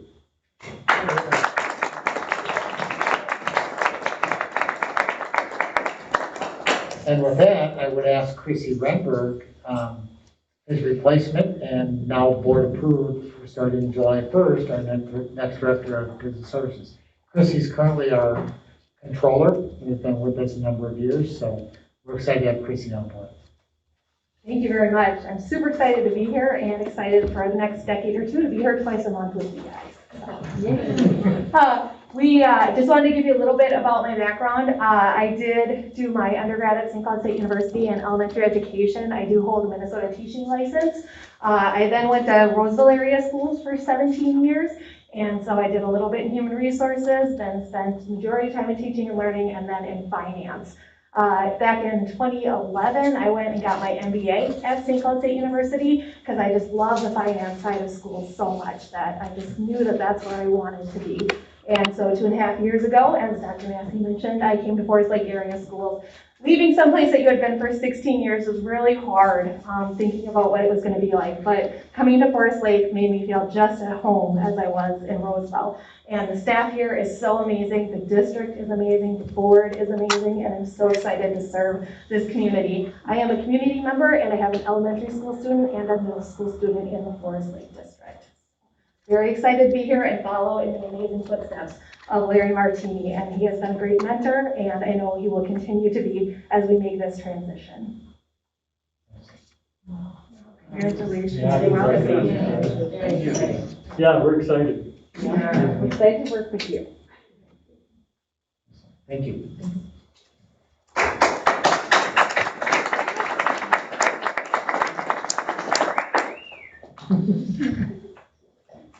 All right, with that, we will move on to 9, approval of routine action items. And just for everybody's information, we're going to handle these 9-1 through 9-10, and then we'll go for a motion to approve all of those once we've gone through them. So we will start with 9-1, approve board representative to MSBA. Currently, it is Julie Corcoran, Alex Kettle, and Kate Luther. I'd like to switch to MSBA. Member Tyson? Possible? Anyone else? I'll stay. Member Corcoran? I can move off it then. Okay. And I'll stay. And you'll stay? You're the NSBA rep, right? Yes. And Member Kettle? Right. Okay. So, Member Tyson, Member Corcoran, and Member Kettle. All right. Then we have the Minnesota High School Sports League. Currently is Member Corcoran, Member Olson, and myself. I know Member Lutheran has expressed interest. I am willing to come off of there. I'll stay. I can stay as well if needed. And it's Member Landstrom, sorry. And Corcoran. Yep. Member Corcoran, Member Landstrom, and Member Lutheran. Because I read member Olson presents with the nomination. I apologize. James, Jill. We have the Equity Alliance of Minnesota, currently member Rayfield. I'd be interested in staying on. Okay. All right. And then is that meeting back to in person, Rob? Yeah. Rob? Yep. Okay. We've met twice in person. Okay, good to know. Yes. All right. Then we will move to C, currently member Rayfield and member Luzner. I'd like to stay. Luzner would like to stay. Anybody else interested in that? It's a pretty good group to watch their presentations and stuff. If not, I'll stay on. I wouldn't mind going on there. Okay, why don't you take that? Okay. Their presentations, they have really interesting speakers. Perfect. All right, so that'll be member Luzner and myself. City of Forest Lake is currently member Tyson. I'd like to see if another member would like to switch. I think since member Moorhead left, I've done it, and then Alex did it 1 year. I mean, I enjoy it, but if anyone else wants to. What night of the week is it? It's Mondays. And a lot of it I can get through our wonderful council, then Mr. Husnick, or the mayor when I see her, or I look it up online. I wouldn't mind switching it there. Great, thank you. Becky? Member Tyson. Member Luzner. Perfect. All right, then we have the Special Ed Advisory Council, currently member Landstrom and member Tyson. I'd like to stay. I'd like to stay as well. Good. Then we will move on to Community Ed Advisory Council, currently member Ketto and member Luzner. I'll stay. Ketto would like to stay, member Luzner? I'll come off that one then, because it's also Mondays. Sure. I'd be interested in that. All right. It's a good one. It is. We will go member Ketto and member Rayfield. All right, then we're moving to the Agriculture Ed Advisory Board, currently member Luzner and member Rayfield. And I'd be willing to come off that. I would like to go on that. Yeah, I always have cookies after meetings. It's been virtual for a while, so Yeah. don't mail your cookies. You don't know what we're selling. Make your own. Make your own. Member Luzner, did you want to stay? I can stay, yeah. Okay. Thank you. It'll be myself and member Luzner. Then we have the Emergency Services Health Careers Advisory Board. It's currently myself and member Landstrom. I'd be willing to come off or stay. Yeah. Either one. Well, I could go to that now, but if you'd like to stay on it, I would be happy to give you that position. would you? Yeah. Okay, take it. It's harder for me to get to, so. We will go member Landstrom, you're staying, Yes. and member Tyson. All right, and then 916 School Board is member Ketto for the 4-year term. Right. So with that, I would entertain a motion to approve 9-1 to 9-10. So moved. Second? We have a motion and a second. Any discussion? Hearing none, all those in favor signify by aye. Aye. Motion passes. We'll move on to 9-11, designate the official school newspaper. Dr. Massey? Yeah, we would recommend, based on the bid received from the Forest Lake Times, that we continue with that. Their quote is identical to the rates that were quoted last year and that we've been paying this year. With that, administration recommends approval. We have a motion for 9-11. So Second? Motion and a second. Any discussion? I would just like to say I really appreciate the work that the Forest Lake Times have been doing. They've just really been fantastic in reporting on our schools and the community, and I really appreciate it. Couldn't agree more. Member And I Tyson? concur with member Rayfield. I've been getting the Times as well again.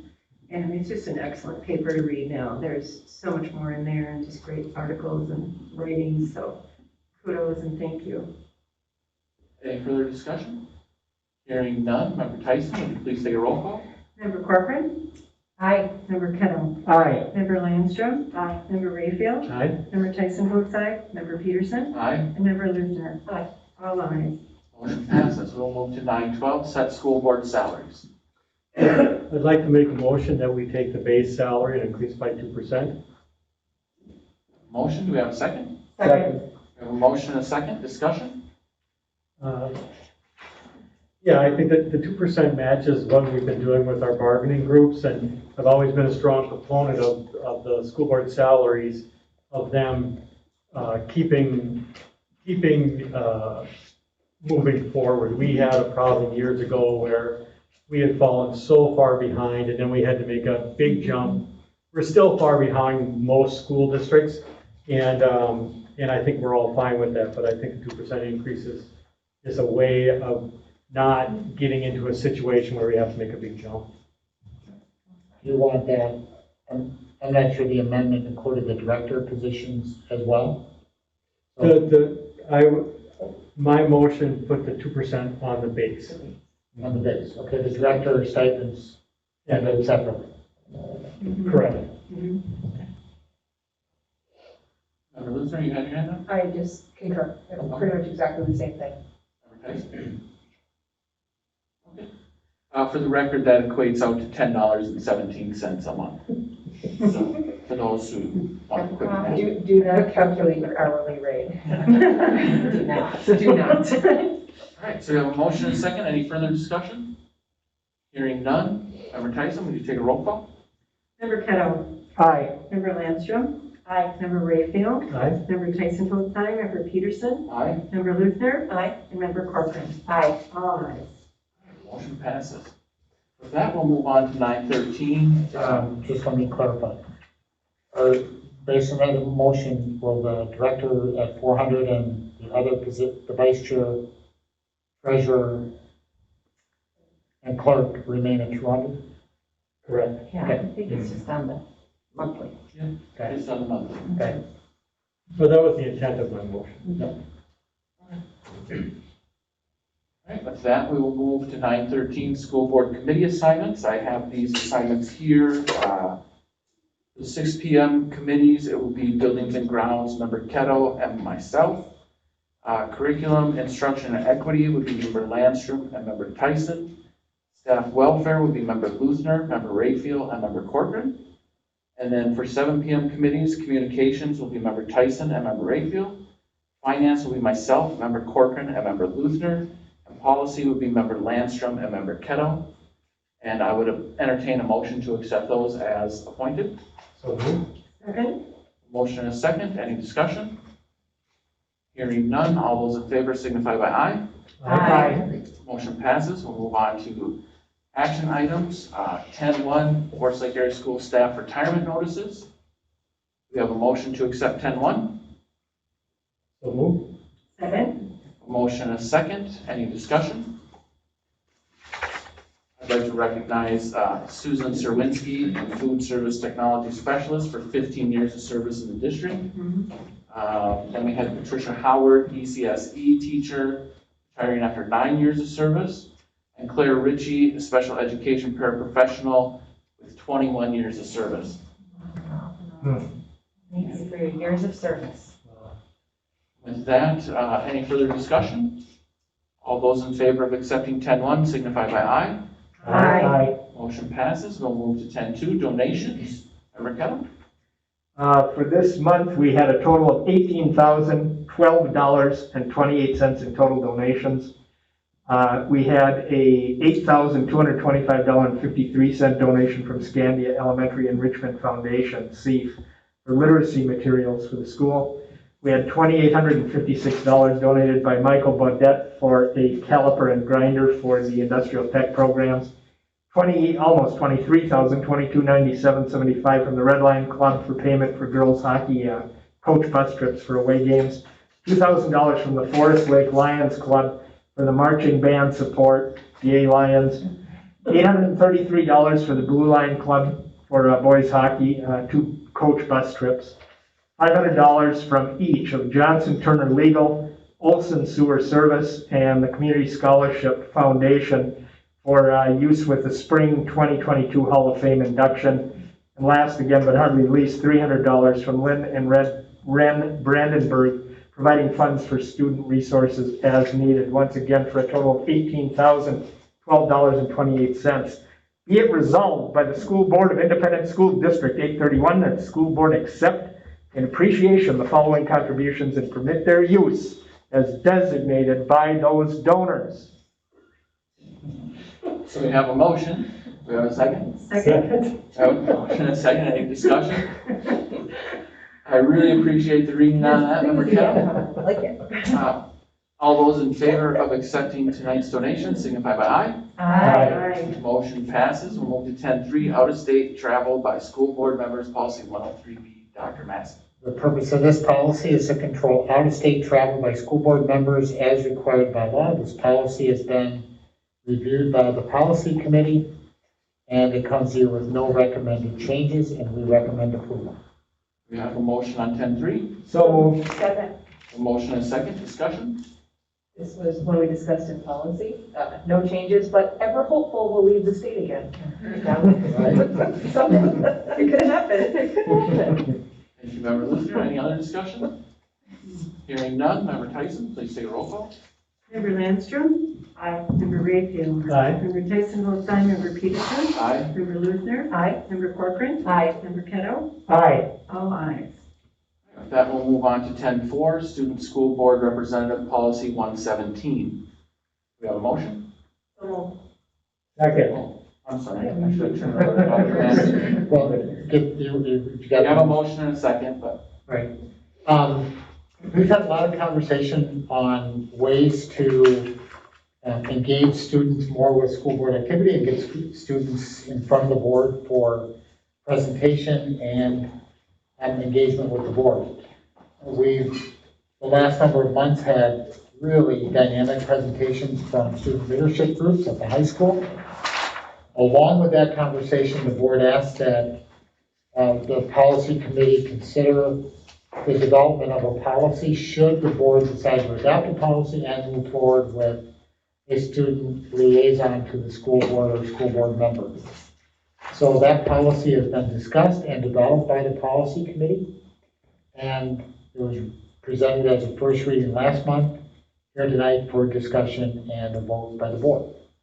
All right, so we have a motion and a second on the floor, so I would entertain any discussion right now. Member Landstrom? I'm happy this came together very quickly. I think it's very well written and it allows for some flexibility, but it's a great starting point. So I'm thrilled to see this moving forward. I just have, oh, I'm sorry. Did you call me name? I did, yeah. Okay, because I can't read your lips.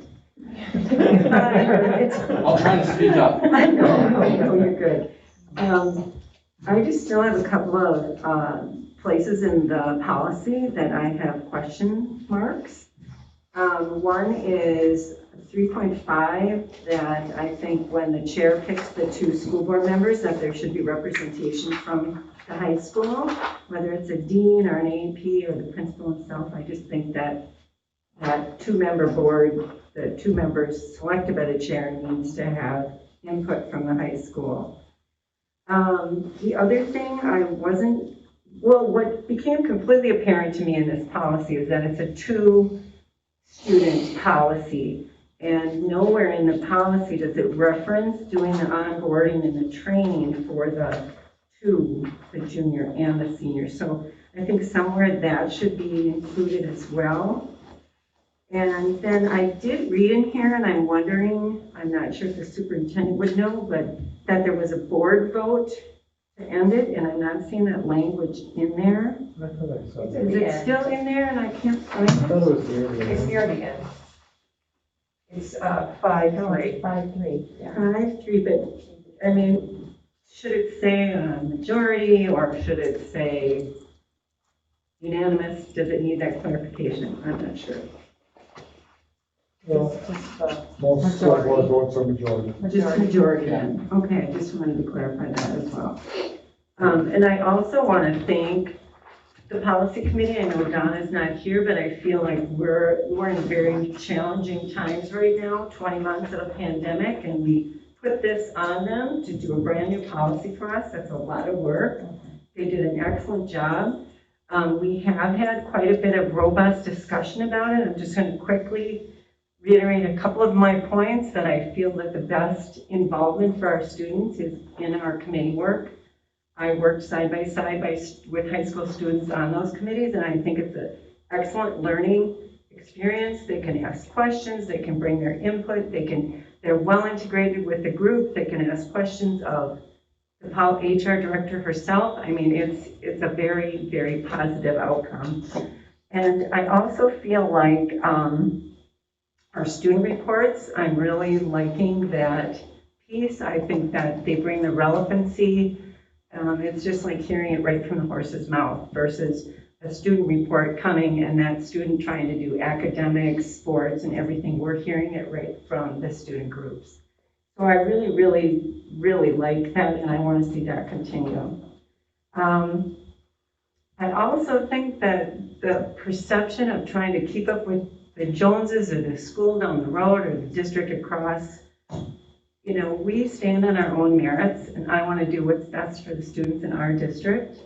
And I think that's important. And I just don't know if we're ready for this. I think it's kind of been pushed through kind of fast for me. So that concludes everything I have to say. I know we've talked about it a lot, but I do want to thank the committee and make sure that gets back to them because this is written really well. Mr. Chair, if I can add a point of clarification. Approval of this policy does not make the decision of the board to move forward with adding the student to the board. It just has a policy in place that would detail how that would proceed should the board decide to move in that direction now or in the future. So my only point is with everything going on, it's a big change to our board. And I don't think the timing is quite right. It doesn't mean I don't agree with adding it down the road. I just don't know if I want to do it right now. Like, so if you say, if we approve that, doesn't mean we have to add a student board member this fall. We can decide as a board when we're ready to take on that role. That is correct. Okay, well that makes me feel like that. So then can it go back to the committee with a couple of those questions I had to see if they think that would be valid? I think it might be better. If it was going to go back to the committee, we would have to vote it down tonight and send it back to the committee. If we approve it tonight, it's approved as presented, unless you want to make changes right now on the floor, which we could do. So, I'm so sorry, I'm remiss in forgetting this, but I wanted to look up last summer. I'm circling back to when we had our session with Gail Gilman. We did the strategic planning with school board self-evaluation and goal alignment.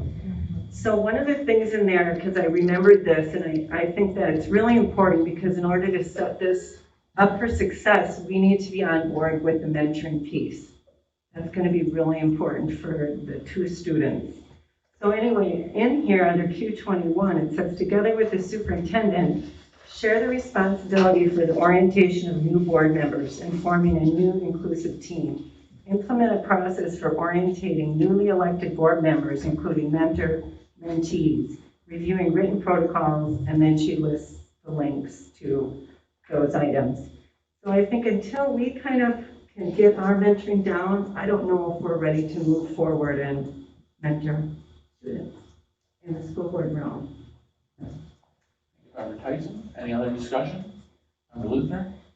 I just want to say I'm really pleased to see this happen. I've been a strong supporter of it in general. I think that it's important that we have many voices at the table, and especially the high school where they can really participate more.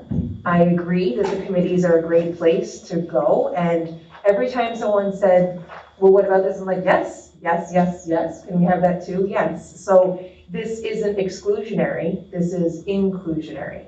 And I think that it's important to have somebody on a peer level at the high school be able to be available to the high school students, because each one of us have had friends and neighbors in our social groups contact us and say, hey, I have a question, or what's going on with this? And we refer them to the right place or listen or whatever, but they feel comfortable because they know us, even tangentially. I see you in church. Can I ask you a question? So I want that opportunity extended to the people who are between 15 and 18, because I don't think very many of them are comfortable coming to one of us just out of the blue unless they happen to be one of our kids' friends. And as the majority of the board don't have school-age children, I think we need that voice. And as the mix on the board will continuously change about who has children, who doesn't have children, who's raised kids in the district, who didn't, that there could be a constant of at least a voice from the student body population.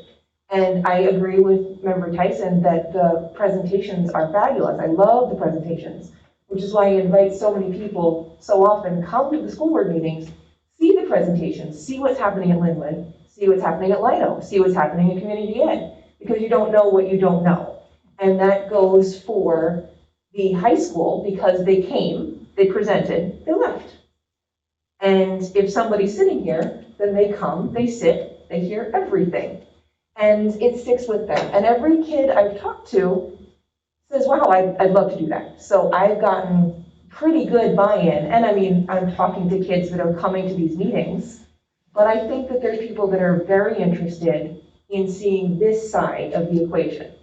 So I'm pleased with how it's written. We went through it and got it to the point where we were pretty clear on it. There is the mentorship aspect, which came from the report, Member Tyson, that I think mentorship is really important, and we have to start somewhere, and constantly saying, well, we're not going to do this until we do that.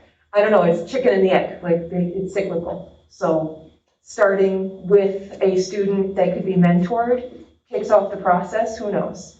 But I'm not sure if we're going to start a mentorship process with no new board members. So having this delay a couple years because we don't have a process yet seems like undue waiting, undue delay. So I definitely hear your concerns, but hopefully trust the emerging process that we can see what comes of this. And I'm glad that there's a policy, which is a good basis to move forward on. Thank you, Member Luther. Member Keller? I just wanted to say that I think we're really on the right path in the fact that we now have students involved in our committees, and back to Gail's comment, I think, it's wonderful having them on the committees, and I think they add value. And I think this policy is at least a great start. And I think I guess we need a clarification, because if we need to do more work, as you said earlier, maybe we need a negative vote on this, but I think we're on the right path. And I think it opens the door down the road when the timing is right that we can add a student if we feel that that's appropriate. There you go. Yeah, I mean, I've said my disagreements before, but I'll just say them again, is that this is an elected body, and it's a political body. And so we're elected because the public has felt that we have a sense of not only how to steer the school district, but how to negotiate a lot of the political issues that are happening in the district. And those are complex. And we see that with COVID. There's a lot of different opinions. And we have to really be able to suss that out and think about that. And so for me, having a student on the board, I just don't feel like it would have the, I don't think it would give us anything additional to having the students report, which I really like, because I think it's really important that we hear the student perspectives. But I think if we have one student, then I don't know. I mean, I worry about the political nature of this body, because it's a really important part of what we do. And so that's my concern. And I want to say I got a lot of respect for the people who are in favor of this, because I think it's really done in good faith, and I appreciate that. Any other discussion? I would personally like to say that I have voiced my concerns before, and as I looked over the policy, I really appreciate the work having been on policy committee before and all the effort that they put into this. My intent is to vote no on this policy, and the reason that I'll be voting no is as I look over the last 2 years and I see 72 school board members, adults, resign from their position because of the way they've been treated by the public. and I see the way that I've been treated by many members of the public, and I would not want to subject a high schooler to many of the things that I've endured as a board member around COVID, around masking, around people's opinions on CRT and the school. I would not want to subject my child to it or anyone else's child to it, and for that reason, I will oppose it here, and should it pass here, I will oppose it when we were to vote to put a student school board member on the board. Any further discussion? Hearing none, Member Tyson, would you please take a roll call? Member Landstrom? Aye. Member Rayfield? No? Member Tyson votes no. Member Peterson? No. Member Luthner? Yes. Member Corcoran? No. Member Kettle? Yes. Motion fails. We will move on to 10.5, Harassment and Violence Policy 425. Dr. Massey.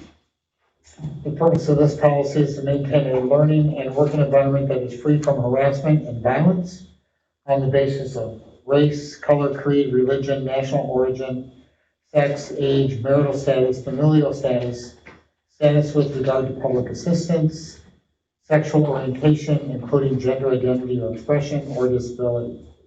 This policy requires annual review, and the policy committee has spent time on this policy and are recommending some updated language with respect to identification of protected class,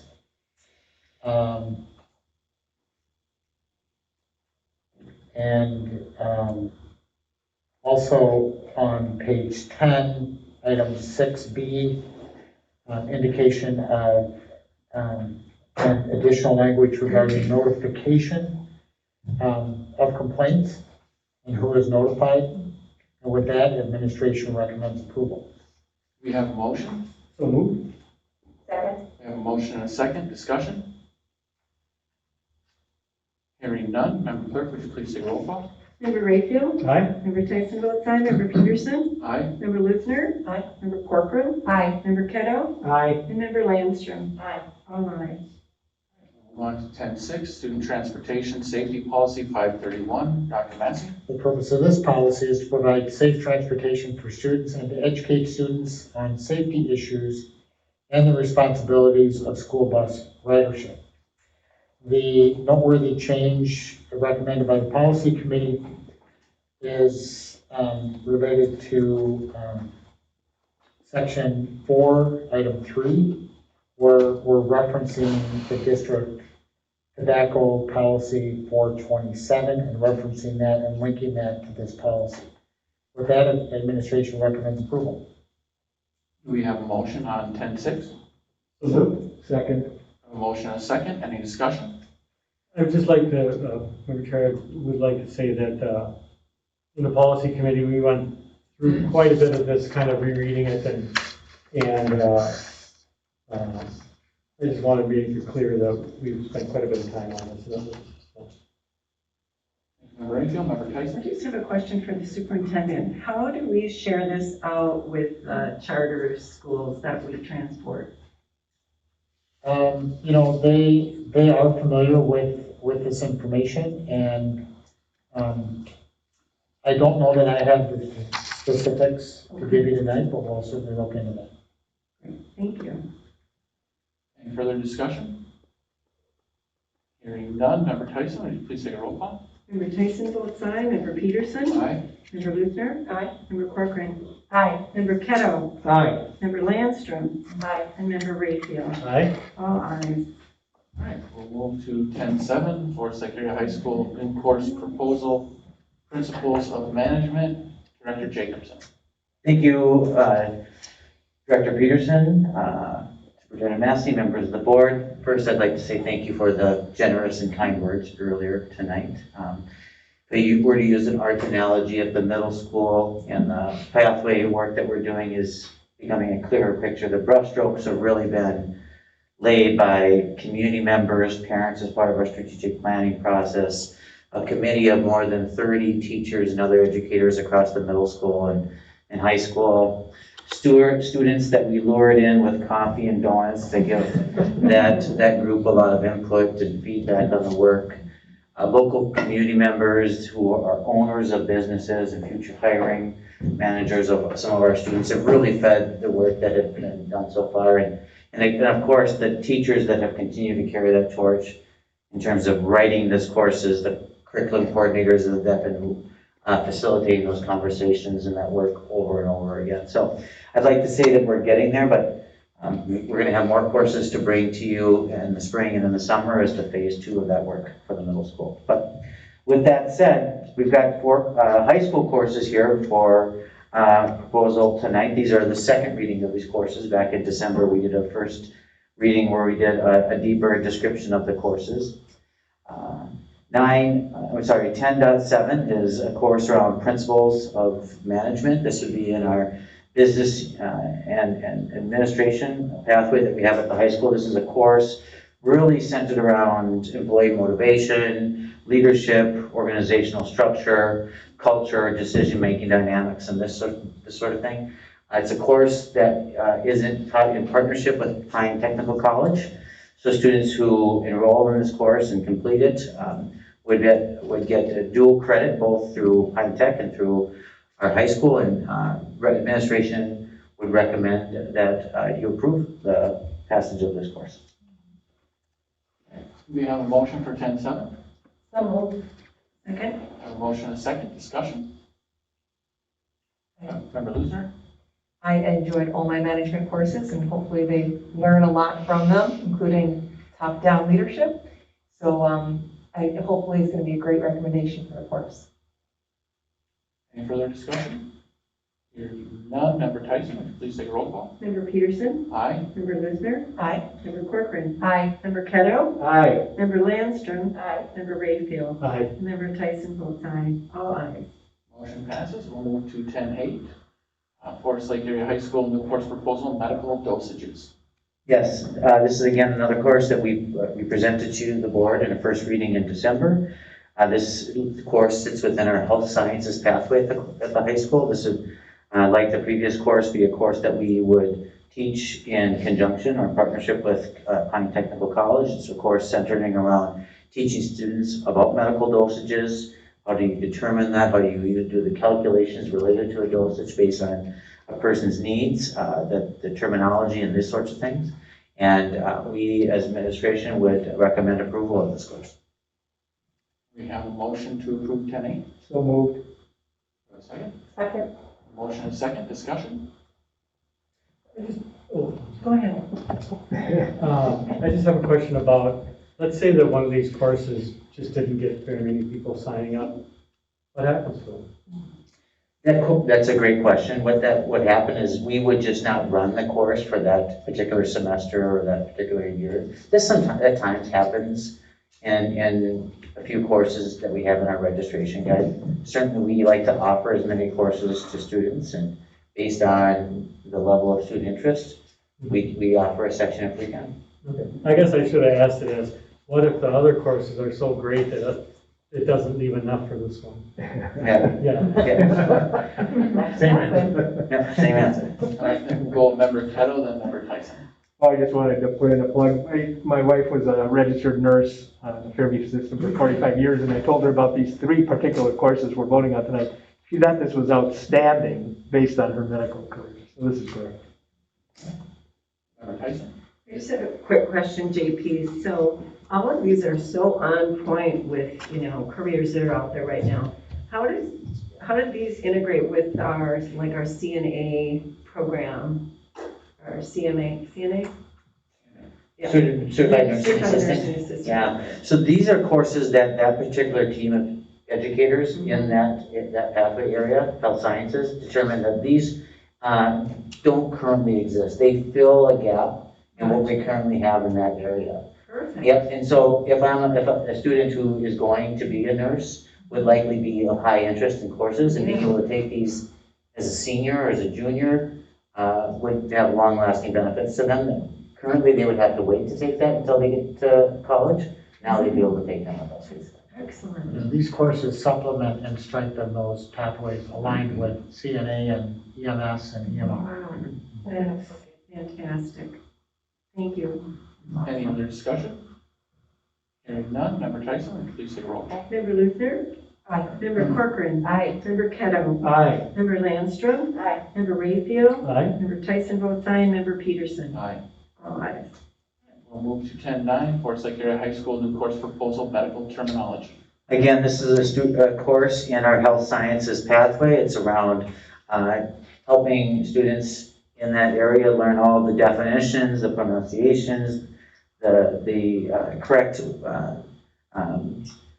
terminologies it relates to terms often used in the medical field. If you've ever watched Grey's Anatomy and tried to determine what part of the body that they're referring to, this course might be for you. And so we reviewed this course. Again, this is a course taught in partnership with Technical College. Would allow students to get both credit toward their high school graduation and a credit, post-secondary credit as well. Administration would recommend approval of this course. Do we have a motion for 10-9? So approved. Second? A motion and a second. Any discussion? Hearing none, Member Tyson? Member Corcoran? Aye. Member Kettle? Aye. Member Landstrom? Aye. Member Rayfield? Aye. Member Tyson votes aye. Member Peterson? Aye. And Member Luther? Aye. All ayes. Motion passes. We'll go to 10-10, Forest Lake Area High School new course proposal, pharmacology. Thank you. Again, this course would be the third course that we'd be adding in our health sciences area. We're trying to really bolster that area. That's as Member Tyson mentioned earlier, that is an incredibly fast-growing career field, opportunity for people graduating high school and college today and into the future. This pharmacology course would really be centered around helping students learn how different pharmaceuticals or drug classifications and how they relate to body systems, particular needs within a human, and why they might seek medication or why we might prescribe medication to a person for a particular need. If you sometimes look at an old medication in your bathroom and you're not sure what that is even for, maybe a student who's taken this course could tell you what that might be taken for. So we reviewed this course proposal and administration would recommend approval. Do we have a motion on 10-9? Or are we on 10-10? So moved. Second. A motion and a second. Discussion?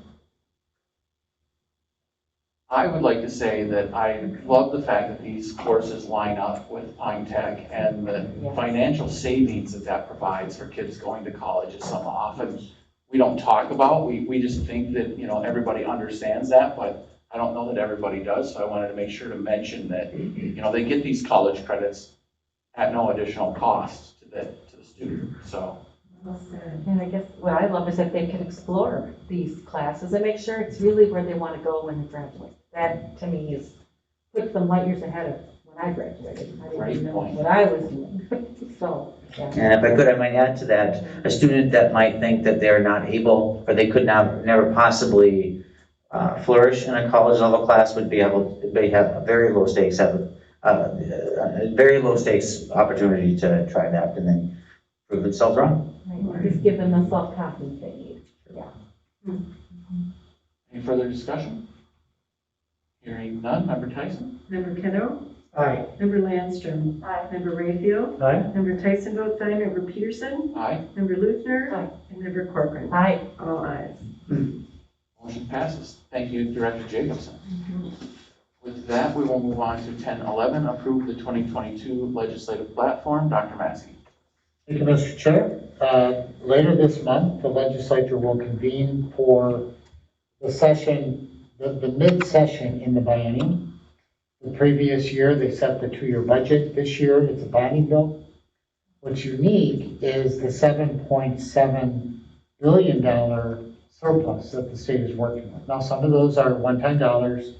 Some of those are earmarked for savings and reserve.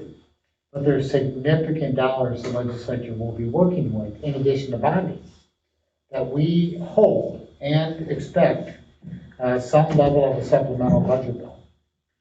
If that is the case, our legislative items are viable within that supplemental budget bill. You all know our challenges with transportation. Once again, our first item is related to the transportation deficit.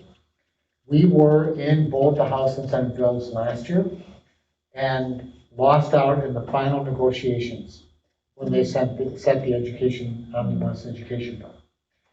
Again, those bills have to be rewritten and reauthorized and moved forward.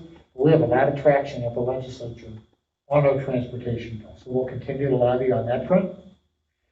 And then the next item is related to special education cross-subsidy, which is the dollars that, because of the unkept promise from the federal government to fully fund special education or fund at 40%, which was the obligation when IDEA was put in place.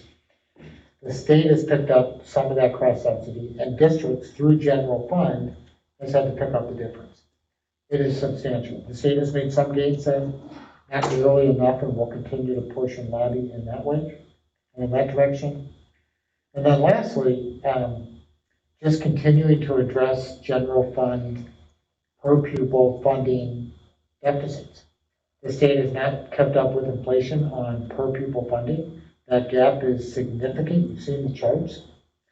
And a couple of ways, in addition to percentage increases on the formula, and there were increases last biennium on the 2-year funding cycle, would be to index this per pupil funding to inflation so that the inflationary piece is automatically included by law, and not something that needs to be negotiated. And allowing school boards to renew referendum that's currently in place. Our referendum is in the 3rd year on an 8-year term. So that is set to expire at some point here down the road in 5 years. There's been a lot of conversation at the legislature to give boards the authority to automatically renew an approved referendum. So we would propose that we continue to discuss with and ask for approval at the legislature to give boards that authority. So I would certainly take any questions, but the administration would recommend approval of the 2022 legislative platform. We have a motion for 1011. So, second. A motion and a second. Discussion. Member Rayfield? Yeah, one thing, I think we're kind of playing small ball with allowing school boards to renew existing referendum. I know that's critical, but school boards should be allowed to set referendum, just like any municipalities and counties can do. The fact that we're precluded from doing that when our mission is is the most important mission of government in this state is ridiculous.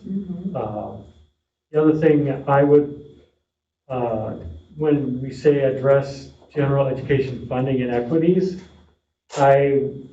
it should be address general education funding shortfalls. I think the word inequity comes from our work through C, where we were getting unfair shares of the pie through these referendum. But the truth of the matter is what this number 3 is getting at is that the state's not funding us enough, right? It's not that they're funding somebody too much and us not enough. They're doing that too, but this is really about shortfalls. So I'd like to make an amendment to change that to shortfalls from inequities. So Member Rayfield has made an amendment. Do we have a second? Second. Amendment and a second. We'll vote on. Is there any discussion on the amendment? All right, we'll take a roll call vote on the amendment. Member Lindstrom? Aye.